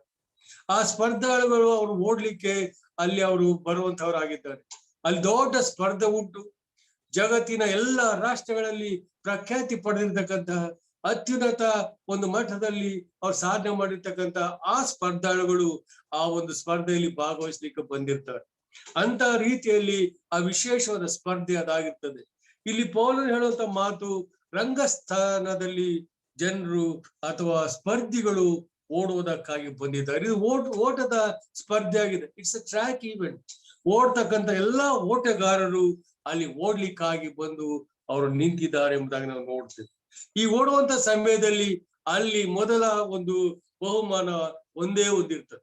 ಓಡುವಂತ ಎಲ್ಲರೂ ಕೂಡ ಪ್ರಥಮ ಸ್ಥಾನ ಪಡೀಲಿಕ್ಕೆ ಸಾಧ್ಯ ಇಲ್ಲ. ಓಡುವಂತ ಪ್ರತಿಯೊಬ್ಬನು ಕೂಡ ಮೊದಲಿಗನಾಗಿ ಬರ್ಲಿಕ್ಕೆ ಸಾಧ್ಯ ಇಲ್ಲ. ಒಬ್ಬನು ಮಾತ್ರ ಆತನು ಓಡ್ಲಿಕ್ಕಿದ್ದಾನೆ. ಹಾಗಾದ್ರೆ ಪೌಲನು ಹೇಗೆ ಈ ಒಂದು ಸ್ಪರ್ಧೆಯಲ್ಲಿ ವಿಜೇತನಾಗ್ಬೇಕಾದ್ರೆ ಅವನು ತನ್ನನ್ನು ತೊಡಗಿಸಿಕೊಳ್ಬೇಕು, ಮೊದಲಿಗನಾಗಿ ಮುಟ್ಟಬೇಕಾಗಿದ್ರೆ ಯಾವ ರೀತಿಯಲ್ಲಿ ಆ ಸ್ಪರ್ಧಾಳು ಆತನು ತನ್ನನ್ನು ತಾನು ತೊಡಗಿಸಿಕೊಳ್ಬೇಕು, ಸಿದ್ಧತೆ ಮಾಡ್ಕೊಳ್ಬೇಕೆಂಬುದರ ಕುರಿತಾಗಿ ಆತನು ತಿಳಿಸುವಾತನಾಗಿದ್ದಾನೆ. ಮೊದಲನೇದಾಗಿ ನೋಡುವಂತ ಸಮಯದಲ್ಲಿ we must intent to win ಎಂಬುದಾಗಿ, ನಾವು ಆ ಒಂದು ರಂಗಸ್ಥಾನದಲ್ಲಿ ನಿಂತುಕೊಂಡವರಾಗಿ, ಆ ಸ್ಪರ್ಧೆಯಲ್ಲಿ ಭಾಗವಹಿಸಿದವರಾಗಿ, ಸ್ಪರ್ಧೆಯಲ್ಲಿ ನಾವು ಗೆಲ್ಬೇಕಾದಲ್ಲಿ ನಮ್ಮ ಮನಸ್ಥಿತಿ ಮೊದಲನೇದಾಗಿ ನಾನು ಗೆಲ್ತೇನೆ ಅಂತಕ್ಕಂಥ ಅಚಲವಾದಂತಹ ವಿಶೇಷವಾದಂತಹ ಒಂದು ದೃಢ ನಿರ್ಧಾರ ನಮ್ಮದಾಗಿರ್ಬೇಕು. ನಾನು ಸ್ಪರ್ಧಿಸ್ತಾ ಇದ್ದೇನೆ, ನಾನು ಈ ಸ್ಪರ್ಧೆಯಲ್ಲಿ ಭಾಗವಹಿಸ್ತೇನೆ, ಈ ಸ್ಪರ್ಧೆಯಲ್ಲಿ ನಾನು ಓಡ್ತೇನೆ, ಓಡಿ ಮೊದಲಿಗೆ ನಾನು ಬಂದೇ ಬರ್ತೇನೆ ಅಂತಕ್ಕಂಥ ಆ ದೃಢ ನಿರ್ಧಾರ, ಅಚಲ ನಂಬಿಕೆ, ಆತ್ಮವಿಶ್ವಾಸ ಪ್ರತಿಯೊಬ್ಬನಿಗೆ ಇರ್ಬೇಕಾದದ್ದು ಅವಶ್ಯಕವಾಗಿ. ಅಲ್ಲಿ ನೀವು ಬರುವಂತಹ ಸ್ಪರ್ಧಿಗಳು, ಅಯ್ಯೋ ನಾನು ನಿಂತ್ಕೊಂಡಿದ್ದೇನೆ, ಓಡ್ಲಿಕ್ಕಾಗಿ ಬಂದಿದ್ದೇನೆ, ನಾನು ಆದರೆ ಮೊದಲಿಗೆ ಬರ್ತೇನೆ, ಇಲ್ದಿದ್ರೆ ಇಲ್ಲೇ ಎಂಬುದಾಗಿ ಯಾವುದೇ ರೀತಿ ಆಲೋಚನೆ ಇರುವುದಿಲ್ಲ. ಪ್ರತಿಯೊಬ್ಬನೂ ಕೂಡ ಗೆಲ್ಲುವಂತಹ ಅಚಲವಾದಂತಹ ವಿಶ್ವಾಸವನ್ನ ಹೊಂದಿದವನಾಗಿ ಆ ರಂಗಸ್ಥಾನದಲ್ಲಿ ಅವ್ನು ಬಂದು ನಿಂತಿದ್ದಾನೆ. ಕ್ರೀಡಾಂಗಣದಲ್ಲಿ ಆ ಟ್ರ್ಯಾಕ್ ನಲ್ಲಿ ಬಂದು ನಿಂತಿದ್ದಾರೆ. ಅವ್ರು ಓಡ್ತಕ್ಕಂಥವರಾಗಿದ್ದಾರೆ. ಓಡುವಂಥವ್ರು, ಅವರಲ್ಲಿ ಆತ್ಮವಿಶ್ವಾಸ ಉಂಟು, ಅಚಲವಾದ ನಂಬಿಕೆ ಉಂಟು. ನಾನು ಖಂಡಿತ ಮೊದಲನಾಗಿ ಬರ್ತೇನೆ, ನಾನು ಖಂಡಿತವಾಗಿ ಮೊದಲಾಗಿ ಗುರಿ ಮುಟ್ತೇನೆ ಅಂತಕ್ಕಂಥ ಆ ಅಚಲವಾದಂತಹ ವಿಶ್ವಾಸ ಅದಿದ್ದಾಗ ಮಾತ್ರ ಸಾಧ್ಯ ಆಗ್ತದೆ. ಒಬ್ಬ ಕಮಿಟೆಡ್ ಕ್ರಿಶ್ಚಿಯನ್, ಒಬ್ಬ ಬದ್ಧತೆ ಇರ್ತಕ್ಕಂಥ ವಿಶ್ವಾಸಿ, ಕ್ರಿಸ್ತನಿಗಾಗಿ ಆತನು ಓಟವನ್ನು ಓಡುವಂತ ವಿಶ್ವಾಸಿ ಈ ಒಂದು ದೃಢವಾದಂತಹ ನಿರ್ಧಾರವನ್ನಲ್ಲಿ ಮಾಡಿರ್ತಾನೆ. ನಾನು ಓಡ್ತೇನೆ, ನಾನು ಗೆಲ್ತೇನೆ, ನಾನು ಸಾಧಿಸ್ತೇನೆ, ಗುರಿ ಮುಟ್ತೇನೆ ಅಂತಕ್ಕಂಥ ಆ ಒಂದು ವಿಶ್ವಾಸ, ಆ ಒಂದು ಅಚಲವಾದಂತ ನಂಬಿಕೆ ಇರುವಾಗ ಮಾತ್ರ ನಾವು ಅದರಲ್ಲಿ ನಾವು ಗೆಲ್ಲಲಿಕ್ಕೆ ಸಾಧ್ಯ ಉಂಟು. ವಿಶ್ವಾಸ ಇಲ್ಲದೆ ಹೋದಲ್ಲಿ, ಆತ್ಮವಿಶ್ವಾಸ ಇಲ್ಲದೆ ಹೋದಲ್ಲಿ ಆ ಸ್ಪರ್ಧೆಯಲ್ಲಿ ವಿಜೇತರಾಗ್ಲಿಕ್ಕೆ ಕಷ್ಟ. ನಾವು ನೋಡ್ತೇವೆ, ವಿದ್ಯಾರ್ಥಿಗಳು ಪರೀಕ್ಷೆ ಬರೆಯುವಂತ ಸಮಯದಲ್ಲಿ ಅನೇಕರು ವಾರ್ಷಿಕ ಪರೀಕ್ಷೆಯ ದಿನಗಳಲ್ಲಿ ಬರುವಾಗ ಅನೇಕರು ಹೇಳ್ತಾರೆ, ನಾನು ಖಂಡಿತ ನಾನು ಅತ್ಯುತ್ತಮ ದರ್ಜೆಯಲ್ಲಿ ನಾನು ತೇರ್ಗಡೆ ಹೋಗ್ತೇನೆ ಎಂಬುದು. ಇನ್ನು ಕೆಲವರು ಹೇಳ್ತೇನೆ ನಾನು ಪಾಸ್ ಆಗ್ತೇನೆ. ಇನ್ ಕೆಲವರು ಬರ್ತಾರೆ, ಅಯ್ಯೋ ನಮ್ಗೆ ಕಷ್ಟ, ನಮ್ಗೆ ಯಾವುದೇ ಒಂದು ಗ್ಯಾರಂಟಿ ಇಲ್ಲ, ವಿಶ್ವಾಸ ಇಲ್ಲ, ನಮ್ಗೆ ಯಾವುದೇ ಧೈರ್ಯ ಇಲ್ಲ ಅಂತಕ್ಕಂಥ ಹೇಳಿಕೆಗಳು ಕೊಡುವರಾಗಿ. ಆದ್ರೆ ಒಬ್ಬ ಸ್ಪರ್ಧಿ ಆ ಟ್ರ್ಯಾಕ್ ನಲ್ಲಿ ನಿಂತ ನಂತರ, ಓಡುವಂತ ಗೆರೆಗಳಲ್ಲಿ ಆತನ ಬಂದು ನಿಂತ ನಂತರ, ಸ್ಪರ್ಧೆಗೆ ಸಿದ್ಧನಾಗಿ ಆ ಕ್ರೀಡಾಂಗಣದಲ್ಲಿ ಆತ ನಿಂತುಕೊಂಡಿರುವಾಗ ಆತನಿಗಿರ್ಬೇಕಾದ ಆತ್ಮವಿಶ್ವಾಸ, ನಾನು ಓಡ್ತೇನೆ, ನಾನು ಬಹಳಷ್ಟು ಉತ್ತಮ ರೀತಿ ಓಡ್ತೇನೆ, ಆ ಗುರಿಯನ್ನ ಮುಟ್ತೇನೆ, ನಾನು ಮೊದಲನೇವನಾಗಿ ಬರ್ತೇನೆ. ನಾನು ಆ ಮೊದಲನೇವನಾಗಿ ಬರುವಂತ ಆ ವಿಶ್ವಾಸ ಆತನಲ್ಲಿದ್ದಾಗ ಮಾತ್ರ ಆತನ ಗೆಲ್ಲಲಿಕ್ಕೆ ಸಾಧ್ಯ. ಕ್ರೈಸ್ತ ವಿಶ್ವಾಸಿಗಳಾಗಿದ್ದೇವೆ, ನಾವು ಓಟದಲ್ಲಿ ನಾವು ಓಡ್ಲಿಕ್ಕಾಗಿ ನಾವು ನಿಂತಿದ್ದೇವೆ, ವಿಶ್ವಾಸ ಜೀವಿತದಲ್ಲಿ ನಾವಿದ್ದೇವೆ. ಈ ಒಂದು ದೃಢ ಅಚಲ ನಿರ್ಧಾರ ನಮ್ಮಲ್ಲಿ ಇರ್ಬೇಕು. ನನ್ನ ಓಟ ಅದು ನಾನು ಬಹಳಷ್ಟು ಅಚಲನಾಗಿ ಗೆಲ್ಲುವ ರೀತಿಯಲ್ಲಿ ನಾನು ಓಡ್ತೇನೆ, ನಾನು ಆತ್ಮವಿಶ್ವಾಸದಿಂದ ಓಡ್ತೇನೆ. ಕ್ರಿಸ್ತನ ಮೇಲೆ ಇಟ್ಟಂತ ವಿಶ್ವಾಸ ಅದು ನನ್ನ ಗುರಿ ಮುಟ್ಟಿಸುವಂತದ್ದಾಗಿದೆ ಅಂತಕ್ಕಂಥ ಆ ವಿಶ್ವಾಸದಿಂದ ನಂಬಿಕೆಯಿಂದ ಓಡುವಂತ ಓಟ ಅದಾಗಿರ್ಬೇಕೆಂಬುದಾಗಿ ನಾವು ನೋಡ್ತೇವೆ. ಮತ್ತು ಈ ಒಂದು ಓಟ 1 ಅಥವಾ 2 ದಿನದಲ್ಲಿ ಮುಗಿಯುವಂತದ್ದಲ್ಲ. ಅಲ್ಲಿ ಕ್ರೀಡಾಂಗಣದಲ್ಲಿ ನಾವು ನೋಡ್ತೇವೆ, ಆ ಓಡುವಂತ ಸ್ಪರ್ಧಿಗಳು ಆ ಕ್ರೀಡಾಂಗಣದಲ್ಲಿ ಇದ್ದಾರೆ, ಅವ್ರ ಗೆರೆಯಲ್ಲಿ ನಿಂತಿದ್ದಾರೆ, ಅವ್ರು ಆ ಕ್ಷಣದಲ್ಲಿ ಓಡಿ ಕೆಲವೇ ನಿಮಿಷಗಳಲ್ಲಿ ಆ ಒಂದು ಸ್ಪರ್ಧೆಯನ್ನ ಮುಗಿಸಿ ಅವ್ರು ಹೊರಬರುವವರಾಗಿದ್ದಾರೆ. ಆ ಕ್ರಿಸ್ತಿಯ ಓಟ, ಕ್ರಿಸ್ತಿಯ ಆ ಈ ಒಂದು ಓಟದ ಆ ವಿಧಾನ ನೋಡುವಾಗ ಇಟ್ಸ್ ಎ ಲಾಂಗ್ ಡ್ಯೂರೇಷನ್. ನಮ್ಮ ಜೀವಿತ ಪೂರ್ತಿ ಓಡಬೇಕಾಗಿದೆ. ನಮ್ಮ ಜೀವಿತ ಪೂರ್ತಿ ಈ ಓಟದ ಸ್ಪರ್ಧೆಯಲ್ಲಿ ನಾವು ಭಾಗವಹಿಸ್ಬೇಕಾಗ್ತದೆ. ಹೀಗಾಗಿ ಇದನ್ನು ನಾವು ಬಹಳಷ್ಟು ನಂಬಿಕೆಯಿಂದಲೂ ವಿಶ್ವಾಸದಿಂದಲೂ ಕರ್ತನ ಮೇಲೆ ದೃಷ್ಟಿ ಇಟ್ಟವರಾಗಿ ನಾವು ಈ ಒಂದು ಓಟವನ್ನು ಓಡುವಂತವರಾಗಿದ್ದೇವೆ. ನಾವು ನಮ್ಮನ್ನ ಬದ್ಧತೆಯಿಂದ ತೊಡಗಿಸಿಕೊಳ್ಳದೆ ಇದ್ರೆ, ನಾವು ಇಟ್ಟಂತ ವಿಶ್ವಾಸದಲ್ಲಿ ದೃಢವಾಗಿ ನಿಂತುಕೊಳ್ಳದೆ ಇದ್ರೆ, ಮತ್ತು ಆ ಒಂದು ಗೆಲ್ಲುವಂತ ಆ ವಿಶ್ವಾಸ ನಂಬಿಕೆ ನಮ್ಮಲ್ಲಿ ಇಲ್ಲದೆ ಹೋದಲ್ಲಿ ನಾವು ಈ ಓಟದಲ್ಲಿ ನಾವು ಜಯ ಸಾಧಿಸ್ಲಿಕ್ಕೆ ಸಾಧ್ಯ ಇಲ್ಲ. ಪ್ರಿಯರೇ, ನಾವು ಮೊದಲನೇದಾಗಿ ನೋಡುವಂತಹದ್ದು ನಾವು ಗೆಲ್ಲುವಂತ ವಿಶ್ವಾಸ ನಂಬಿಕೆ ನಮ್ಮಲ್ಲಿ ಇರಬೇಕು ಓಟಗಾರನಲ್ಲಿ. ಎರಡನೇದಾಗಿ ನಾವು ನೋಡ್ತೇವೆ, we must discipline ourself. ಓಟಗಾರ ಅವನು ಓಟದಲ್ಲಿ ಅವನು ಭಾಗವಹಿಸಿ ಸ್ಪರ್ಧೆಯಲ್ಲಿ ಭಾಗವಹಿಸ್ಬೇಕಾಗಿದ್ರೆ ಅವನು ಏಕಾಏಕಿ ಬಂದು ಹಾಗೆ ಓಡ್ಲಿಕ್ಕೆ ಸಾಧ್ಯತೆ ಇಲ್ಲ. ಅವನು ತನ್ನನ್ನು ಶಿಸ್ತಿಗೆ ಒಳಪಡಿಸಿಕೊಳ್ಬೇಕಾಗ್ತದೆ. ಆ ಶಿಸ್ತಿನ ಜೀವಿತ ಅವನದಾಗ್ಬೇಕಾಗ್ತದೆ. ಆ ಶಿಸ್ತಿಗೆ ಅವನನ್ನು ಒಳಪಡಿಸಿಕೊಂಡು ಆತನ ವಿಶೇಷ ರೀತಿಯಲ್ಲಿ ತನ್ನನ್ನು ಸಿದ್ಧಪಡಿಸಿಕೊಂಡು ಆತನ ಸ್ಪರ್ಧೆಗೆ ಆತ ಇಳಿಯೋನಾಗಿದ್ದಾನೆ. ಒಂದು ವೇಳೆ ಒಲಿಂಪಿಯನ್ಸ್ ನಾವು ನೋಡ್ತೇವೆ, ಒಲಿಂಪಿಕ್ ಸ್ಪರ್ಧೆಗಳಲ್ಲಿ ಭಾಗವಹಿಸ್ತಕ್ಕಂಥವ್ರು 4 ವರ್ಷಗಳ ಅವಧಿ, 4 ವರ್ಷಗಳ ಒಮ್ಮೆ ಒಲಿಂಪಿಕ್ ಕ್ರೀಡೆ ನಡೆಯೋದುಂಟು. ಆ 4 ವರ್ಷ ಅವಧಿಯಲ್ಲಿ ಪ್ರತಿದಿನ ಅವರು ತಮ್ಮ ಸಿದ್ಧತೆ ಮಾಡಿಕೊಳ್ಳುವವರಾಗಿದ್ದಾರೆ. ಶಿಸ್ತಿಗೆ ಅವರು ತಮ್ಮನ್ನು ಒಳಪಡಿಸ್ತಾ ಇದ್ದಾರೆ. ದೇಹವನ್ನ ದಂಡಿಸುವಂತದ್ದನ್ನು ನೋಡ್ತೇವೆ, ತರಬೇತಿ ಹೊಂದುವುದಂತ ನೋಡ್ತೇವೆ. ಅವರು ವಿವಿಧ ರೀತಿಯಲ್ಲಿ ತಮ್ಮನ್ನ ಸಿದ್ಧತೆಯಲ್ಲಿ ತೊಡಗಿಸಿಕೊಳ್ಳುವುದನ್ನು ನೋಡ್ತೇವೆ. ಆ ಡಿಸಿಪ್ಲಿನ್ಸ್ ವೆರಿ ಇಂಪಾರ್ಟೆಂಟ್. ಶಿಸ್ತು ಅತಿ ಅವಶ್ಯಕವಾದದ್ದು. ಕ್ರಿಸ್ತಿಯ ಜೀವಿತಲ್ಲೂ ಹಾಗೆ ನಾವು ನಮ್ಮ ಕ್ರಿಸ್ತಿಯ ಜೀವಿತ, ವಿಶ್ವಾಸ ಜೀವಿತ ಅದು ಶಿಸ್ತಿಗೆ ಒಳಪಟ್ಟಂತ ಜೀವಿತ ಆಗಿರುತ್ತೆ.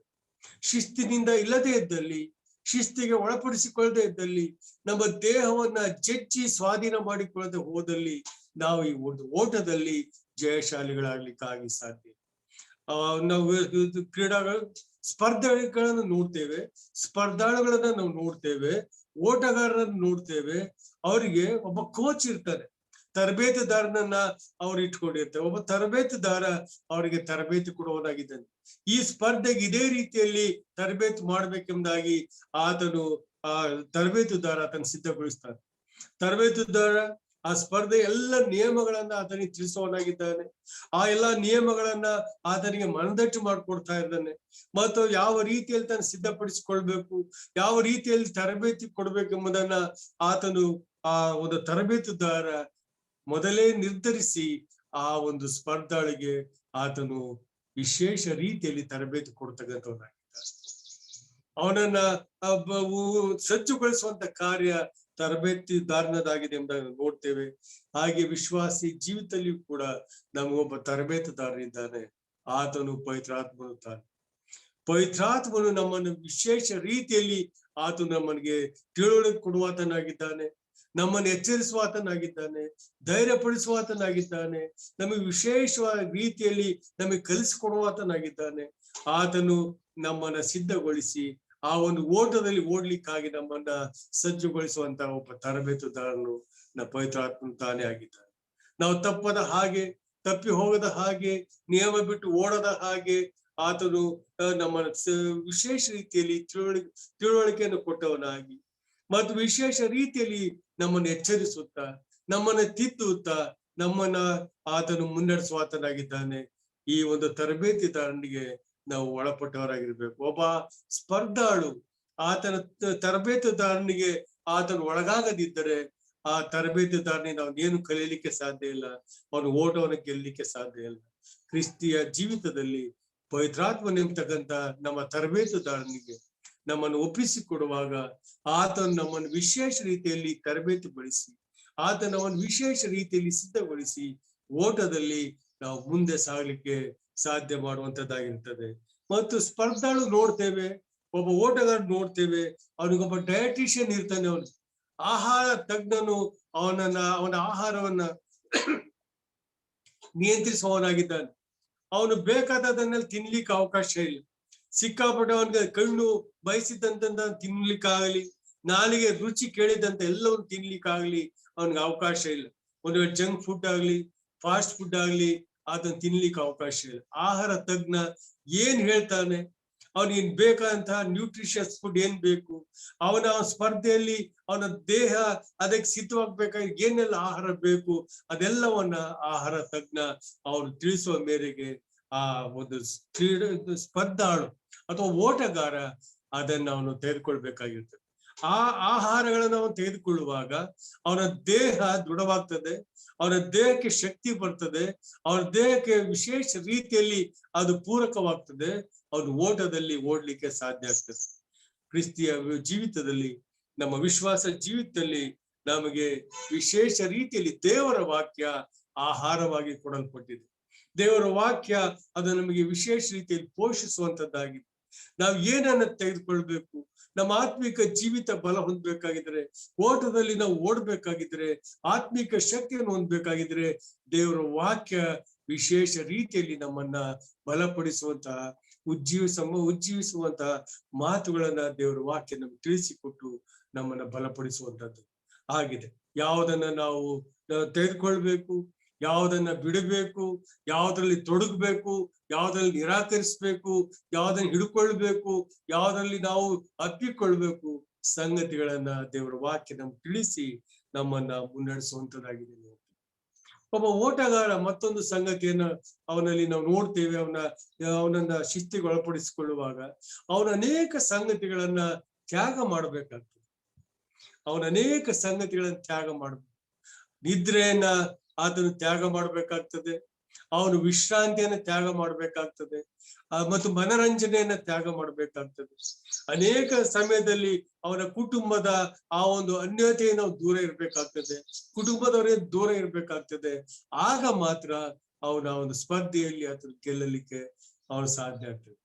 ಕ್ರಿಸ್ತಿಯ ಜೀವಿತ ನಾವು ಕೂಡ ಇದನ್ನ ನೋಡುವಂತ ಸಮಯದಲ್ಲಿ ಅನೇಕ ಸಂಗತಿಗಳನ್ನ ನಾವು ವಿಸರ್ಜಿಸಬೇಕಾಗಿದೆ. ಬೇಡವಂತ ಸಂಗತಿಗಳು, ಲೌಕಿಕ ಸಂಗತಿಗಳು, ಲೌಕಿಕ ವಿಚಾರಗಳು, ಮತ್ತೆ ಈ ಲೋಕದ ಅನೇಕ ವಿಚಾರಗಳು ನಮ್ಮನ್ನ ದೇವರಿಂದ ದೂರ ಮಾಡುವಂತ ಸಂಗತಿಗಳನ್ನ ನಾವು ವಿಸರ್ಜಿಸಿ ದೇವರ ವಾಕ್ಯದ ಮುಂದೆ ಬಂದು ಕೂತ್ಕೊಂಡವರಾಗಿ, ದೇವರ ವಾಕ್ಯಕ್ಕೆ ಒಳಪಟ್ಟವರಾಗಿ, ಆತ್ಮನಿಗೆ ವಿಧೇಯರಾಗಿ ನಾವು ನಮ್ಮನ್ನ ಶಿಸ್ತಿಗೆ ಒಳಪಡಿಸಿಕೊಳ್ಬೇಕಂತ ಸಂಗತಿ ಅದು ನಾವು ಅವಶ್ಯಕವಾಗಿದೆ ಎಂಬುದನ್ನು ನೋಡ್ತೇವೆ.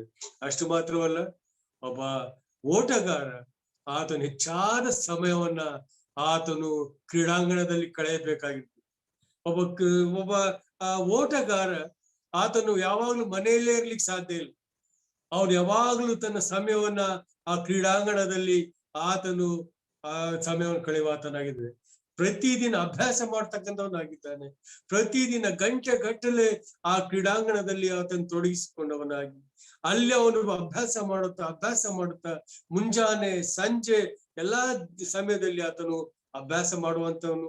ಮುಂಜಾನೆ ಪ್ರಾಕ್ಟೀಸ್ ಉಂಟು, ಈವ್ನಿಂಗ್ ಪ್ರಾಕ್ಟೀಸ್ ಉಂಟು, ಮಧ್ಯಾಹ್ನದ ಸಮಯದಲ್ಲಿ ಆ ಒಂದು ಜಿಮ್ ಮಾಡುವಂತಹದ್ದು, ದೇಹ ಸಾಧನೆ ಮಾಡುವಂತಹದ್ದು, ಹೀಗೆ ಹೆಚ್ಚಿನ ಸಮಯವನ್ನ ಆತನು ಕ್ರೀಡಾಂಗಣದಲ್ಲಿ ಕಳೆಯುವ ಆತನಾಗಿದ್ದಾನೆ. ವಿಶ್ವಾಸಿ ದೇವಜನರಂತ ನಾವು ದೇವಜನರ ಅನ್ಯೋನ್ಯತೆಯಲ್ಲಿ ಸಮಯ ಕಳೆಯುವಂತದ್ದು ಅವಶ್ಯಕವಾಗಿದೆ. ದೇವಜನರ ಅನ್ಯೋನ್ಯತೆಯಲ್ಲಿ, ದೇವಜನರ ಸಂಸರ್ಗದಲ್ಲಿ ಕೀರ್ತನೆಗಳನ್ನು ಹಾಡುತ್ತಾ, ಪ್ರಾರ್ಥನೆ ಮಾಡುತ್ತಾ, ವಿಶೇಷ ರೀತಿಯಲ್ಲಿ ಅನ್ಯೋನ್ಯತೆಯಲ್ಲಿ ಸಮಯ ಕಳೆಯುವಾಗ ನಾವು ಈ ಕ್ರಿಸ್ತಿಯ ಓಟವನ್ನು ಓಡ್ಲಿಕ್ಕೆ ನಮ್ಮ ದೇಹವನ್ನ ನಾವು ಸಿದ್ಧಗೊಳಿಸಿಕೊಳ್ಳುವಂತಹದ್ದು ಮತ್ತು ನಮ್ಮ ಶಿಸ್ತಿಗೆ ಒಳಪಡಿಸಿಕೊಳ್ಳುವಂತ ವಿಶೇಷವಾದ ಕಾರ್ಯಗಳಾಗ್ತವೆ. ಒಬ್ಬ ಓಟಗಾರ ಅವನಿಗೆ ತರಬೇತುದಾರನಿದ್ದಾನೆ, ಆತನಿಗೆ ಒಬ್ಬ ಆಹಾರ ತಜ್ಞನಿದ್ದಾನೆ. ಅವನು ಅನೇಕ ಸಂಗತಿಯನ್ನು ತ್ಯಾಗ ಮಾಡ್ಬೇಕಾಗಿರ್ತದೆ, ಅನೇಕ ಸಮಯ ಅವನು ಕ್ರೀಡಾಂಗಣದಲ್ಲಿ ಇರ್ಬೇಕಾಗ್ತದೆ. ಆಗ ಮಾತ್ರ ಅವನ ಜೀವಿತ, ಅವನ ಒಂದು ದೇಹ ಶಿಸ್ತಿಗೆ ಒಳಪಟ್ಟು ಓಟವನ್ನು ಓಡ್ಲಿಕ್ಕೂ ಜಯಶಾಲಿ ಆಗ್ಲಿಕ್ಕೂ ಸಹಾಯ ಆಗ್ತದೆ. ವಿಶ್ವಾಸಿಗಳಾದ ನಮಗೆ ಒಬ್ಬ ತರಬೇತುದಾರನಿದ್ದಾನೆ, ಆತನು ಪವಿತ್ರಾತ್ಮನಾಗಿದ್ದಾನೆ, ಮತ್ತು ನಮಗೆ ಆಹಾರ ಉಂಟು, ದೇವರ ವಾಕ್ಯ, ಮತ್ತು ಅನೇಕ ಸಂಗತಿ ವಿಸರ್ಜಿಸಬೇಕಾಗಿದೆ. ಮತ್ತು ಹೆಚ್ಚಿನ ಸಮಯವನ್ನ ದೇವರ ಜನರ ಅನ್ಯೋನ್ಯತೆಯಲ್ಲಿ ನಾವು ಕಳೆಯುವಾಗ, ದೇವರ ಜನರ ಸಂಸರ್ಗದಲ್ಲಿ ಇರುವಾಗ ಆತ್ಮೀಕ ವಿಶೇಷವಂತ ಆ ಭಕ್ತಿ ವೃದ್ಧಿಯನ್ನ ಕಾಣಲಿಕ್ಕೆ ಸಾಧ್ಯ ಆಗ್ತದೆ. ಮೂರನೇದಂಗ ನೋಡುವಾಗ we must stay focused on the reward ಎಂಬುದಾಗಿ. ಆ ಸ್ಪರ್ಧಾಳು, ಆ ಓಟಗಾರ ಯಾವಾಗಲೂ ಕೂಡ ಆತನು ಮುಂದೆ ಇಟ್ಟಿರ್ತಕ್ಕಂತ ಆ ಬಹುಮಾನದ ಮೇಲೆ ಆತನ ದೃಷ್ಟಿ ಇಟ್ಟಿರ್ತದೆ. ಅದನ್ನೇ ಆತನು ಗಮನದಲ್ಲಿ ಇಟ್ಕೊಂಡವನಾಗಿ ಅದನ್ನು ಗೆಲ್ಲಬೇಕು, ಅದನ್ನು ಹೊಂದಬೇಕು ಎಂಬತಕ್ಕಂಥ ಆ ವಿಶೇಷವಾದಂತ ಆಲೋಚನೆಯಿಂದ ಆತನು ಅದರಲ್ಲಿ ಆತನ ತೊಡಗಿಸ್ಕೊಂಡಿರ್ತಾನೆ. ನಾನು ಓಟವನ್ನು ಓಡ್ತೇನೆ, ಆ ಓಟದಲ್ಲಿ ಜಯಶಾಲಿ ಆಗ್ತೇನೆ. ಆ ಜಯಶಾಲಿ ಅಂತ ಸಮಯದಲ್ಲಿ ಆ ಒಂದು ಬಹುಮಾನ ವಿತರಣೆಯ ಆ ಒಂದು ಪೋಡಿಯಂ ನಾನು ಹೋಗ್ತೇನೆ. ನಾನು ಅಲ್ಲಿ ಎಲ್ಲರ ಎದುರುಗಡೆ ನಾನು ಆ ಒಂದು ಬಹುಮಾನವನ್ನ, ಪದಕವನ್ನ ಪಡ್ಕೊಳ್ತೇನೆ. ಆ ಗಳಿಗೆಯನ್ನ ನಾನು ನೋಡ್ಬೇಕು, ಆ ಗಳಿಗೆಯನ್ನ ನಾನು ಅನುಭವಿಸ್ಬೇಕು ಎಂಬತಕ್ಕಂತ ಆ ಒಂದು ವಿಶೇಷವಾದಂತ ಆ ಗಮನವನ್ನು ಅವನ ಮನಸ್ಸಲ್ಲಿ ಇಟ್ಕೊಂಡವನಾಗಿ, ಆಶೆಯನ್ನು ಇಟ್ಕೊಂಡವನಾಗಿ ಅವನು ತನ್ನ ಅಭ್ಯಾಸವನ್ನು ಮಾಡುವಾತನಾಗಿದ್ದಾನೆ. ರಂಗಸ್ಥಳದಲ್ಲಿ ಓಡ್ಲಿಕ್ಕೆ ತನ್ನ ಸಿದ್ಧತೆ ಮಾಡ್ಕೊಂಡು ಆತನ ತನ್ನ ಶಿಸ್ತಿಗೆ ಒಳಪಡಿಸಿಕೊಂಡವನಾಗಿ ತನಗೆ ಇರ್ತಕ್ಕಂಥ ಬಹುಮಾನವನ್ನ, ಇಟ್ಟಿರ್ತಕ್ಕಂಥ ಬಹುಮಾನವನ್ನ ಗೆಲ್ಲುವಂತಹ, ಅದನ್ನ ಗೆದ್ದು ಆ ಪದಕವನ್ನ, ಬಹುಮಾನವನ್ನ ಹೊಂದುವಂತಹ ಆ ಗಳಿಗೆಯನ್ನ ಅನುಭವಿಸ್ಬೇಕೆಂಬತಕ್ಕಂಥ ಆಲೋಚನೆಯಿಂದ ಯಾವಾಗಲೂ ತನ್ನನ್ನ ತೊಡಗಿಸ್ಕೊಂಡಿರ್ತಾನೆ. ನೋಡ್ದ ಇದಕ್ಕಾಗಿ ಅನೇಕ ಸರ್ತಿ ಅವನು ನೋವನ್ನ ಅನುಭವಿಸ್ಬೇಕಾಗ್ತದೆ, ಅನೇಕ ಸರ್ತಿ ಕಷ್ಟವನ್ನು ಅನುಭವಿಸ್ಬೇಕಾಗ್ತದೆ. ಆ ಕಠಿಣವಾದ ಶಿಸ್ತಿಗೆ ಆತನ ತನ್ನನ್ನು ಒಳಪಡಿಸಿಕೊಳ್ಬೇಕಾದ ಕಾರಣ ಆ ಒಂದು ಓಟವನ್ನ ಓಡಿ ಬಹುಮಾನವನ್ನು ಗೆಲ್ಬೇಕೆಂಬುದಾಗಿ ಪೌಲನು ಎಲ್ಲ ಸಂಗತಿ ಹೇಳಿದ ನಂತರ ಆತನು ಪ್ರಾಕ್ಟಿಕಲ್ ಆಗಿ ತನ್ನದೇ ಅನುಭವವನ್ನ ಆತನು ಹೇಳುವಂತದ್ದನ್ನ ನೋಡ್ತೇವೆ. ಅದು 2 ತಿಮೋತಿ 4 ಮತ್ತು 7 ಈ ಒಂದು ವಾಕ್ಯವನ್ನು ಬರೆದಿದ್ದಾನೆ. 2 ತಿಮೋತಿ 4ನೇ ಅಧ್ಯಾಯದ 7ನೇ ವಾಕ್ಯ, ಶ್ರೇಷ್ಠ ಹೋರಾಟವನ್ನು ಮಾಡಿದ್ದೇನೆ, ನನ್ನ ಓಟವನ್ನು ಕಡೆಗಾಣಿಸಿದ್ದೇನೆ, ಕ್ರಿಸ್ತ ನಂಬಿಕೆಯನ್ನು ಕಾಪಾಡಿಕೊಂಡಿದ್ದೇನೆ, ನೀತಿವಂತರಿಗೆ ದೊರಕುವ ಜಯಮಾಲೆಯು ಮುಂದೆ ನನಗೆ ಸಿದ್ಧವಾಗಿದೆ, ಅದನ್ನ ನೀತಿಯುಳ್ಳ ನ್ಯಾಯಾಧಿಪತಿಯಾಗಿರುವ ಕರ್ತನು ಆ ದಿನದಲ್ಲಿ ನನಗೆ ಕೊಡುವನು. ಎಂತ ವಿಶೇಷವಾದಂತಹ ಈ ಒಂದು ಸಂಗತಿ ಆತನು ತನ್ನನ್ನ ತಾನು ತೊಡಗಿಸಿಕೊಂಡಿದ್ದಂತ ವಿಷಯವನ್ನ ಆತನು ತಿಳಿಸುವಾತನಾಗಿದೆ. ಕೊರಿಂಥ ಪತ್ರಿಕೆಯಲ್ಲಿ ಸಭೆ ವಿಶ್ವಾಸಿಗಳು ಓಡ್ಬೇಕಾಗಿರ್ತಕ್ಕಂಥ ಓಟ ಮತ್ತು ಅವ್ರಿಗೆ ಇಟ್ಟಿರ್ತಕ್ಕಂಥ ಬಹುಮಾನ, ಅದನ್ನು ಪಡ್ಕೊಳ್ಳಿಕ್ಕಾಗಿ ಅವ್ರು ಮಾಡ್ಬೇಕಂತ ತ್ಯಾಗ, ಶಿಸ್ತಿಗೆ ಒಳಪಡಿಸಿಕೊಳ್ಳುವಂತಹದ್ದು ಎಲ್ಲವನ್ನ ಆತ ತಿಳಿಸುತ್ತ, ಕಠಿಣ ತರಬೇತಿಯನ್ನ ತಿಳಿಸುತ್ತ, ಕೊನೆಯದಾಗ ಆತ ಹೇಳ್ತಾ ಇದ್ದಾನೆ ತನ್ನದೇ ಆದಂತ ಜೀವಿತ ಹೇಗೆ ಅದನ್ನು ಸಾಧಿಸ್ಲಿಕ್ಕೆ ಸಾಧ್ಯತೆ ಎಂದು ಹೇಳ್ತಾ ಶ್ರೇಷ್ಠ ಹೋರಾಟವನ್ನ ಮಾಡಿದ್ದೇನೆ. ಐ ಫಾಟ್ ಮೈ ಫೈಟ್, ನನ್ನ ಓಟವನ್ನ ನಾನು ಚೆನ್ನಾಗಿ ಮಾಡಿದ್ದೇನೆ. I fought a good fight, ಆ ಹೋರಾಟವನ್ನು ಅತ್ಯುತ್ತಮವಾಗಿ ಮಾಡಿ ಮುಗಿಸಿದ್ದೇನೆ. ಮತ್ತು ಐ ಫಿನಿಶ್ ಮೈ ರೇಸ್, ಆ ಓಟವನ್ನ ಕಡೆಗಾಣಿಸಿದ್ದೇನೆ, ಅದನ್ನ ನಿಯಮಾನುಸಾರ ಓಡಿದ್ದೇನೆ. ಅದು ಯಾವ ರೀತಿಯಲ್ಲಿ ಓಡಿ ಮುಗಿಸ್ಬೇಕು ಆ ಎಲ್ಲವನ್ನ ನಾನು ಮಾಡಿ ಮುಗಿಸಿದ್ದೇನೆ. ಮತ್ತು ಅದಕ್ಕಾಗಿ ನಿಗದಿ ಮಾಡಿದಂತ, ಓಟಕ್ಕಾಗಿ ನಿಗದಿ ಮಾಡಿದಂತ ಆ ಬಹುಮಾನ ಅದು ನನ್ನದು ತಾನೆಂಬುದಾಗಿ ಆತ್ಮವಿಶ್ವಾಸದೊಡನೆ ಆತನು ತಿಳಿಸುವಾತನಾಗಿದೆ. ಎಂತ ಆತ್ಮವಿಶ್ವಾಸದ ಮಾತು, ಎಂತ ಧೈರ್ಯದ ಮಾತು, ಎದೆ ಎತ್ತಿಕೊಂಡವನಾಗಿ, ಎದೆ ತಟ್ಟುಕೊಂಡವನಾಗಿ ಹೇಳುವಂತ ಮಾತು, ಶ್ರೇಷ್ಠ ಹೋರಾಟವನ್ನು ಮಾಡಿದ್ದೇನೆ, ನನ್ನ ಓಟವನ್ನು ಕಡೆಗಾಣಿಸಿದ್ದೇನೆ, ಕ್ರಿಸ್ತ ನಂಬಿಕೆಯನ್ನು ಕಾಪಾಡಿಕೊಂಡಿದ್ದೇನೆ, ನೀತಿವಂತರಿಗೆ ದೊರಕುವಂತ ಜಯಮಾಲೆ ಅದನ್ನು ಕಡೆದಿಂದಲೇ ಕರ್ತ ನನಗೆ ತಾನೇ ಕೊಡ್ತಾನೆ ಎಂಬುದಾಗಿ ಹೇಳುವಂತ ಮಾತು ಎಷ್ಟು ವಿಶೇಷವಂತ ಮಾತು, ಎಂತ ಧೈರ್ಯಪಡಿಸುವಂತ ಮಾತು, ಎಂತ ಆತ್ಮವಿಶ್ವಾಸದ ಮಾತು ಇದಾಗಿದೆ ಪ್ರಿಯರೇ. ಒಂದು ವೇಳೆ ಪೌಲನ ರೀತಿಯಲ್ಲಿ ಆತನ ಓಟವನ್ನು ಕಡೆಗಾಣಿಸ್ತ ಹಾಗೆ ಒಂದು ವೇಳೆ ನಾವು ಎಷ್ಟು ಮಟ್ಟಿಗೆ ಓಡ್ತೇವೆ ಕಡೆಗಾಣಿಸ್ತೇವೆ ಗೊತ್ತಿಲ್ಲ, ಆದ್ರೆ ಪೌಲನು ನಮಗೆ ವಿಶೇಷ ರೀತಿಯಲ್ಲಿ ಪ್ರೋತ್ಸಾಹ ಕೊಡುವಂತ ಮಾತುಗಳನ್ನ ಅವನ ಜೀವಿತದ ಮೂಲಕವಾಗಿ ತಿಳಿಸ್ಕೊಟ್ಟಿದ್ದಾನೆ. ಶ್ರೇಷ್ಠ ಹೋರಾಟವನ್ನು ಮಾಡೋಣ, ಕ್ರಿಸ್ತ ನಂಬಿಕೆಯನ್ನ ಕಾಪಾಡಿಕೊಳ್ಳೋಣ. ಖಂಡಿತವಾಗಿಯೂ ಕ್ರಿಸ್ತನು ಜಯಮಾಲೆ ಆತ ಕೊಡುವಾತನಾಗಿದ್ದಾನೆ, ಬಹುಮಾನವನ್ನು ಆತ ನಮ್ಗೆ ಕೊಡುವಾತನಾಗಿದ್ದಾನೆ. ಅದಕ್ಕಾಗಿ ನಮ್ಮನ್ನ ನಾವು ತರಬೇತಿ ನಮ್ಮನ್ನ ನಾವು ಶಿಸ್ತಿಗೆ ಒಳಪಡಿಸಿಕೊಳ್ಳೋಣ, ಪವಿತ್ರಾತ್ಮನಿಗೆ ಒಳಪಡೋಣ ಮತ್ತು ದೇವರ ವಾಕ್ಯವನ್ನ ಅನುಸರಿಸಿ ನಡೆಯೋಣ. ದೇವ ಜನರ ಅನ್ಯೋನ್ಯತೆಯಲ್ಲಿ ಜೀವಿಸೋಣ ಮತ್ತು ಲೋಕದ ಸಂಗತಿಗಳನ್ನು ವಿಸರ್ಜಿಸಿ ಬಿಡೋಣ. ದೇವರಿಗೆ ತಕ್ಕಂತೆ ನಡ್ಕೊಂಡು ನಮಗೆ ನಿಗದಿಪಡಿಸಿರ್ತಕ್ಕಂಥ ಓಟವನ್ನ ಸ್ಥಿರಚಿತ್ತದಿಂದ ಓಡುತ್ತಾ ಕ್ರಿಸ್ತ ನಂಬಿಕೆಯನ್ನು ಕಾಪಾಡಿಕೊಂಡು ಆ ಬಹುಮಾನದ ಮೇಲೆ ಗುರಿ ಇಟ್ಟವರಾಗಿ, ನಮ್ಮ ನೋಟ ಅದರಲ್ಲಿ ಇಟ್ಕೊಂಡವರಾಗಿ ನಾವು ಅದರಲ್ಲಿ ನಾವು ಪಾಲ್ಗೊಳ್ಳೋಣ, ಅದನ್ನ ಓಡೋಣ, ಆ ಓಟವನ್ನು ಮುಗಿಸೋಣ. ಈ ಲೋಕ ಮತ್ತು ಅದರ ಸಂಗತಿಗಳು, ಲೋಕ ಮತ್ತು ಲೋಕದ ಅಧಿಪತಿ ಈ ಓಟದಲ್ಲಿ ನಮ್ಮ ತಡೆಯಲಿಕ್ಕೆ ಉಂಟು, ಅನೇಕ ಸಂಗತಿಗಳು ಅಡ್ಡ ಬರ್ಲಿಕ್ಕೆ ಉಂಟು. ಆದ್ರೂ ಕೂಡ ಕರ್ತನ ಆತ್ಮನು ಸಹಾಯ ಕೊಡುವಾತನಾಗಿದ್ದಾನೆ ಮತ್ತು ಕರ್ತನು ತಾನೇ ನಮ್ಮ ಜೊತೆ ಇದ್ದುಕೊಂಡು ಆತನ ನಮ್ ನಡೆಸುವಾತನಾಗಿದ್ದಾನೆ. ಈಗ ಮಾಡ್ಲಿಕ್ಕಾಗುವಂತೆ ದೇವರು ಸಹಾಯಿಸಲಿ. ಕ್ರಿಸ್ತ ನಂಬಿಕೆಯನ್ನು ಕಾಪಾಡಿಕೊಳ್ಳೋಣ, ನಮ್ಮ ಓಟೋ ಸ್ಥಿರಚಿತೆಯಿಂದ ಓಡೋಣ ಮತ್ತು ಆ ನಿರೀಕ್ಷೆಯಿಂದ ನಮಗೆ ದೇವರು ಕೊಡುವಂತ ಬಹುಮಾನಕ್ಕಾಗಿ ನಾವು ಆ ದಿನಕ್ಕೆ ಕಾದುಕೊಳ್ಳೋಣ. ದೇವರು ತಾನೇ ಈಗ ಮಾಡ್ಲಿಕ್ಕೆ ಸಹಾಯ ಕೊಡ್ಲಿ. ಆತನ ನಾಮಕ್ಕೆ ಸ್ತೋತ್ರವಾಗಲಿ. ಆಮೇಲೆ ಈಗ ಸಭಾ ಪ್ರಕಟಣೆಗಳು ದೇವರ ಸೇವಕರು ಸಭೆಗೆ ಅಂತ ಡಿ ವರದರಾಜ್ ಅವರು ತಿಳಿಸ್ಲಿಕ್ಕಿದ್ದಾರೆ. ವರದರಾಜ್. ದೇವರ ಪರಿಶುದ್ಧ ನಾಮಕ್ಕೆ ಸ್ತೋತ್ರ ಉಂಟಾಗಲಿ.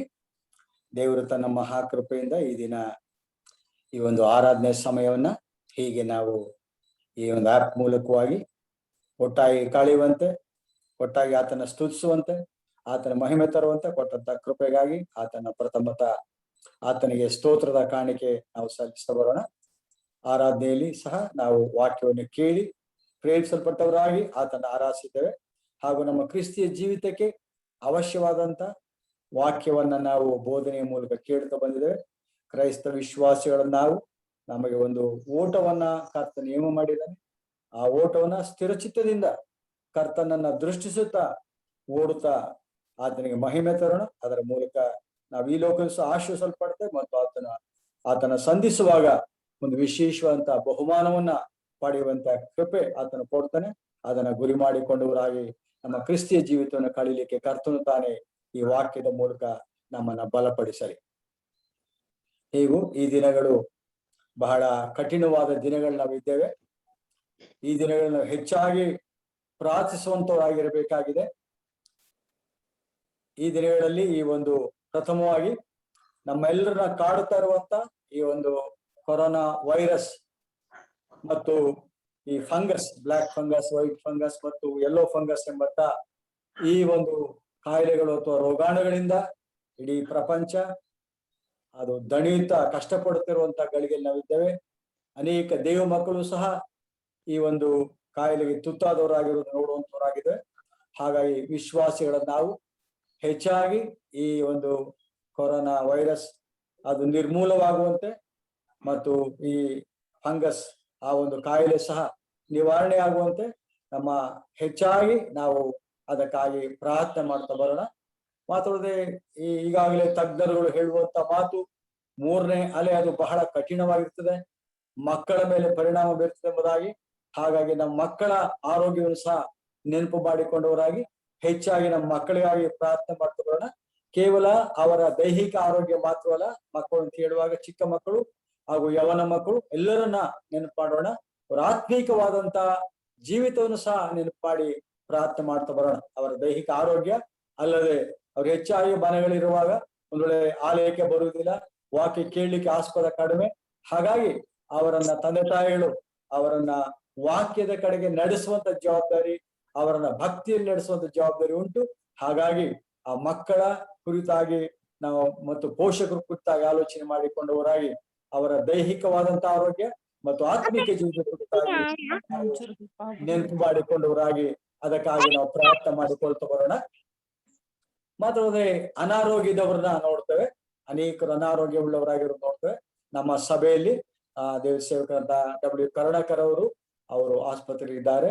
ಮಾತ್ರವೇ ಸೇವಕರಂತ ಆಲ್ಬರ್ಟ್ ಅಕ್ಲ್ ಅವರ ಪತ್ನಿ ಆಂಟಿ ಮರಿ ಆಂಟಿ ಅವರು ಸಹ ಆಸ್ಪತ್ರೆಯಲ್ಲಿ ಇದ್ದಾರೆ. ಮತ್ತು ವೇದಣ್ಣವರ ಆರೋಗ್ಯ, ಹೀಗೆ ಅವರ ನೆನಪಾಡಿ ಪ್ರಾರ್ಥನೆ ಮಾಡ್ತಾ ಬರೋಣ. ಮತ್ತು ಸಹೋದರ ಅಪ್ಪು ಅವರಿಗಾಗಿ ಪ್ರಾರ್ಥನೆ ಮಾಡೋಣ. ಸಹೋದರಿ ನಳಿನಾಕ್ಷಿ ಅವರಿಗೆ ಪ್ರಾರ್ಥನೆ ಮಾಡ್ತಾ ಸಹೋದರಿ ಪಾರ್ವತಮ್ಮ, ಸಹೋದರ ಆಲ್ಬಟಾನ್ ರಾಜ್, ಸಹೋದರ ಬಾಲ್ವಿನ್ ರಾಜ್ ಅವರ ನೆನಪು ಮಾಡಿ ನಾವು ಪ್ರಾರ್ಥನೆ ಮಾಡ್ತಾ ಬರೋಣ. ಇದಲ್ಲದೆ ಬೇರೆ ಸಭೆಯಲ್ಲಿ ಸಹ ಅನೇಕರು ಅನಾರೋಗ್ಯರಾಗಿದ್ದಾರೆ, ಅವ್ರನ್ನ ಸಹ ನಾವು ನೆನಪು ಮಾಡೋಣ. ಮೈಸೂರು ಸಭೆ ಬೇತಲ್ ಸಭೆಯ ಹಿರಿಯರಾದ ದೇವ ಸೇವಕ ಕಿರಣ್ ಡಿ ಕುನ್ನ ಅವರು ಮತ್ತು ಅವರ ಕುಟುಂಬದವರು ಅನಾರೋಗ್ಯವುಳ್ಳವರಾಗಿದ್ದಾರೆ, ಅವ್ರ ನೆನಪು ಮಾಡಿ ಪ್ರಾರ್ಥನೆ ಮಾಡ್ತಾ ಬರೋಣ. ಹಾಗೆ ಬೆತಾನ್ಯ ಸಭೆಯ ಟೀಕನಾಗಿರ್ತಕ್ಕಂಥ ಸಹೋದರ ನಾರಾಯಣರವರು ಅವರು ಸಹ ಇನ್ನೂ ಸಹ ಐಸಿಯುಲಿದ್ದಾರೆ, ಅವ್ರಿಗಾಗಿ ನಾವು ಪ್ರಾರ್ಥನೆ ಮಾಡ್ತಾ ಬರೋಣ. ಮಾತದೆ ಕಾಮಿಯರ ಬೆತ್ಲೆಹೇಮ್ ಸಭೆಯ ಹಿರಿಯರಾದ ಪಾಲ್ರಾಜ್ರವರು ಮತ್ತು ಅವ್ರ ಮಗಳು ಅವರು ಸಹ ಅನಾರೋಗ್ಯವುಳ್ಳವರಾಗಿದ್ದಾರೆ, ಅವರನ್ನು ಸಹ ನೆನಪು ಮಾಡಿ ನಾವು ಪ್ರಾರ್ಥನೆ ಮಾಡ್ತಾ ಬರೋಣ. ಮಾತದೆ ದೇವಸ್ಥಾನದ ಡೇವಿಡ್ ಎಲಿಯ ಅವರ ಮಗಳು ಸಹ ಅನಾರೋಗ್ಯವುಳ್ಳವರಾಗಿದ್ದಾರೆ, ನೆನಪು ಮಾಡಿ ಪ್ರಾರ್ಥನೆ ಮಾಡ್ತಾ ಬರೋಣ. ಹಾಗೆ EPFCಯಲ್ಲಿ ಸೇವೆ ಮಾಡುವಂತ ಪ್ರಿಯ ಸಹೋದರು ಪ್ರವೀಣ್ ಕುಮಾರ್ ಅವರ ಪತ್ನಿ ಶಾಂತಲ ಅವ್ರಿಗೂ ಸಹ ಅನಾರೋಗ್ಯ, ಪ್ರಾರ್ಥನೆ ಮಾಡ್ತಾ ಬರೋಣ. ಅವ್ರ ತಂದೆ ತಾಯಿ ಅವ್ರಿಗಾಗಿಯೂ ಸಹ ನಾವು ಪ್ರಾರ್ಥನೆ ಮಾಡಿಕೊಳ್ತಾ ಬರೋಣ.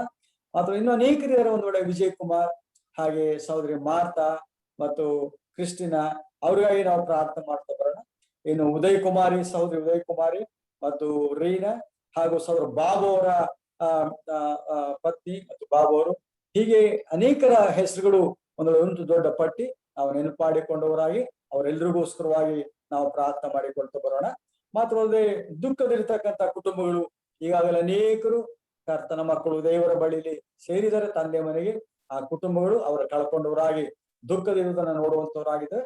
ಆ ದುಃಖ ಇರ್ತಕ್ಕಂಥ ಕುಟುಂಬಗಳಿಗೋಸ್ಕರವಾಗಿ ನಾವು ಹೆಚ್ಚಾಗಿ ಪ್ರಾರ್ಥನೆ ಮಾಡ್ತಾ ಬರೋಣ. ಮತ್ತು ಈ ದಿನ ಪ್ರಿಯ ಸಹೋದರಿ ಹೇಮಲತಾ ಅವರು ಸಹ ಕರ್ತನ ಕರೆಗೆ ಹೋಗುತ್ತವರಾಗಿ ಅವರು ನಿತ್ಯತ್ವಕ್ಕೆ ಕರ್ತನ ಬಳಿಗೆ ದಾಟಿ ಹೋಗಿದ್ದಾರೆ, ನಿದ್ರೆ ಹೋಗಿದ್ದಾರೆ ಕರ್ತನಲ್ಲಿ. ಆ ಪ್ರಿಯ ಸಹೋದರಿಯ ಕುಟುಂಬದವರಿಗೋಸ್ಕರವಾಗಿ ನಾವು ಪ್ರಾರ್ಥನೆ ಮಾಡ್ತಾ ಬರೋಣ. ಭೂಸ್ಥಾಪನ ಕಾರ್ಯ, ಇದಕ್ಕಾಗಿ ನಾವು ನೆನಪು ಮಾಡಿ ಪ್ರಾರ್ಥನೆ ಮಾಡಿಕೊಳ್ತಾ ಬರೋಣ. ಮಾತ್ರವಲ್ಲದೆ ನಮ್ಮ ಸಭಾ ಆಸ್ತಿಯ ವಿಷಯದಲ್ಲಿ ನಾವು ಎಡೆಬಿಡದೆ ಪ್ರಾರ್ಥನೆ ಮಾಡ್ತಾ ಬರೋಣ. ಆದಷ್ಟು ಬೇಗನೆ ಈ ಒಂದು ಕೋವಿಡ್ ನಿವಾರಣೆ ಆಗ್ಬೇಕು ಮತ್ತು ಕೋರ್ಟ್ ನಲ್ಲಿ ಜಡ್ಜ್ ಬರ್ಬೇಕು, ಮತ್ತೆ ಆಗ್ಬೇಕಾದ ಕಾರ್ಯಗಳು ಆಗ್ಬೇಕು. ಎಲ್ಲವುಗಳಿಗೋಸ್ಕರವಾಗಿ ಪ್ರಾರ್ಥನೆ ಮಾಡ್ತಾ ಇಲ್ಲಿ ಒಂದು ಸಭಾ ಕಟ್ಟಬೇಕು ಅಂತಕ್ಕಂಥ ಆಶೆ ದೇವ ಮಕ್ಕಳಲ್ಲಿ ಉಂಟು. ಕರ್ತನ ಚಿತ್ತ ಅದರ ನೆರವೇರಿಸುವ ಹಾಗೆ ನಾವು ಪ್ರಾರ್ಥನೆ ಮಾಡಿಕೊಳ್ತಾ ಬರೋಣ. ಮತ್ತು ಸಿದ್ದೇಪುರ ಗ್ರಾಮದ ಅಲ್ಲಿ ಸಹ ಒಂದು ಸಭಾ ಕಟ್ಟಡ ಪ್ರಾರಂಭ ಮಾಡಿ ಅದಕ್ಕೆ ಕಾಂಪೌಂಡ್ ಒಂದು ಗೋಡೆಯನ್ನ ನಿರ್ಮಾಣ ಮಾಡಲಾಯಿತು. ಇನ್ನು ಕಟ್ಟಡ ಪ್ರಾರಂಭ ಮಾಡಬೇಕು, ಅದಕ್ಕೆ ಇನ್ನು ಕೆಲವು ದಾಖಲೆಗಳು ಬೇಕು. ಮತ್ತು ಈ ಒಂದು ಕೋವಿಡ್ ಇರೋದ್ರಿಂದ ಅವೆಲ್ಲವೂ ದೊರಕಲಿಕ್ಕೆ ಒಂದು ತೊಂದರೆ ಉಂಟಾಗಿದೆ. ಹಾಗಾಗಿ ಅದಕ್ಕಾಗಿ ನಾವು ಹೆಚ್ಚಾಗಿ ಪ್ರಾರ್ಥನೆ ಮಾಡಿಕೊಳ್ತಾ ಬರೋಣ. ಅಲ್ಲಿ ಒಂದು ಸಭಾ ಕಟ್ಟಡ ಕಟ್ಟಲ್ಪಟ್ಟು ಆದಷ್ಟು ಬೇಗನೆ ವಿಶ್ವಾಸಗಳಲ್ಲಿ ಒಟ್ಟಾಗಿ ಸೇರಿ ಆತನ ಆರಾಧಿಸುವಂತ ಕೃಪೆಯನ್ನು ಕರ್ತನ ಕೊಡುವಂತೆ ಪ್ರಾರ್ಥನೆ ಮಾಡ್ತಾ ಬರೋಣ. ಅದಲ್ಲದೆ ನಮ್ಮ ಸಭೆ ಎಲ್ಲ ವಿಶ್ವಾಸಿಗಳು ಒಂದೊಳ್ಳೆ ಮುಳ್ಳೂರು, ಹಂಪಾಪುರ, ಮುಡಿಗುಂಡ, ಬಸ್ತಿಪುರ ಮತ್ತು ಮಾದೇಶ್ವರ ಸುತ್ತಮುತ್ತ ಇರುವಂತಹ ಕುಟುಂಬಗಳು, ಭೀಮನಗರ ಮತ್ತು ಹೊಸ ಅಣಗಳ್ಳಿ ಮತ್ತು GP ಮಲ್ಲಪುರ ಮತ್ತು ವಕೀಲ್ ರಾಮ ಸ್ಟ್ರೀಟ್, 2 ಕ್ರೈಸ್ತರ ಬೀದಿ, ಮಾತ್ರವಲ್ಲದೆ JSS ಬಡಾವಣೆ, ವಿದ್ಯಾನಗರ, ಅಗಸ್ಟಿನ್ ಕಾಲೋನಿ, ಆದರ್ಶ ನಗರ ಮತ್ತು ಸಿದ್ದೇಪುರ ಗ್ರಾಮ, ಹೀಗೆ ಎಲ್ಲ ಕಡೆ ಪ್ರಿಯ ವಿಶ್ವಾಸಿ ಚಿದ್ರಲಾಗಿ ಒಬ್ಬೊಬ್ಬರನ್ನು ಸಹ ನಾವು ನಮ್ಮ ಪ್ರಾರ್ಥನೆ ನೆನಪು ಮಾಡಿಕೊಂಡವರಾಗಿ ಅವರ ದೈಹಿಕವಾಗಿಯೂ ಆತ್ಮಿಕವಾಗಿಯೂ ಎಲ್ಲಾ ರೀತಿಯಲ್ಲಿ ಅವರು ವಿಶೇಷ ಆಶ್ವಾಸಪಡುವಂತೆ ನಾವು ಪ್ರಾರ್ಥನೆ ಮಾಡಿಕೊಳ್ಳುತ್ತಾ, ಹೀಗೆ ನಮ್ಮ ಕ್ರಿಸ್ತಿ ಜೀವಿತದಲ್ಲಿ ಒಬ್ಬರೊಬ್ಬರು ಎತ್ತಿ ಹಿಡಿತಾ ಪ್ರಾರ್ಥಿಸ್ತಾ ನಾವು ಕರ್ತನಿಗೋಸ್ಕರ ಜೀವಿಸ್ತಾ ಬರೋಣ. ಹೀಗೆ ಮಾಡ್ಲಿಕ್ಕೆ ಆಗುವಂತೆ ಕರ್ತನು ತಾನೇ ತನ್ನ ವಿಶೇಷ ಸಹಾಯವನ್ನ ನಮ್ಮೆಲ್ಲರಿಗೆ ಅನುಗ್ರಹ ಮಾಡಿಕೊಡಲಿ. ಆಮೇಲೆ ಈಗ ಅಂತ್ಯಾಕ್ಷವಾದ ಪ್ರಾರ್ಥನೆ ದೇವರ ಸೇವಕರು ಸಭಾ ಹಿರಿಯರಂತ ಡಿ ವಿನ್ಸೆಂಟ್ ಅವರು ನೆರವೇರಿಸ್ತಾರೆ. Brother D Vincent. ಕರ್ತನ ಆಶೀರ್ವಾದವನ್ನು ಹೊಂದಿಕೊಳ್ಳೋಣ. ಯೆಹೋವನು ನಿಮ್ಮನ್ನು ಆಶೀರ್ವದಿಸಿ ಕಾಪಾಡಲಿ. ಯೆಹೋವನು ಪ್ರಸನ್ನ ಮುಖದಿಂದ ನಿಮ್ಮನ್ನು ನೋಡಿ ನಿಮ್ಮ ಮೇಲೆ ದಯವಿಡಲಿ. ಯೆಹೋವನು ನಿಮ್ಮ ಮೇಲೆ ಕೃಪಾ ಕಟಾಕ್ಷವಿಟ್ಟು ಶಾಂತಿಯನ್ನು ಅನುಗ್ರಹಿಸಲಿ. ನಮ್ಮ ಕರ್ತನಾದಂತ ಯೇಸು ಕ್ರಿಸ್ತನ ಕೃಪೆಯು, ತಂದೆಯಾದಂತ ದೇವರ ಪ್ರೀತಿಯು, ಪರಿಶುದ್ಧಾತ್ಮನ ಅನ್ಯೋನ್ಯ ಸಹವಾಸವು, ನೆರೆದು ಬಂದಂತ ಅನೇಕ ದೇವ ಮಕ್ಕಳ ಸಂಗಡಲು ಇಂತಹ ಝೂಮ್ ಆಪ್ ಮೂಲಕವಾಗಿ ವಾಕ್ಯವನ್ನು ಕೇಳಿಸಿಕೊಂಡು ಕರ್ತನನ್ನು ಘನಪಡಿಸಿದ ಎಲ್ಲಾ ದೇವ ಮಕ್ಕಳ ಸಂಗಡಲು ಇಂದು ಎಂದು ಇರಲಿ. ಆಮೆನ್. ಖಾನಮಾನ ಸ್ತುತಿ ಸ್ತೋತ್ರ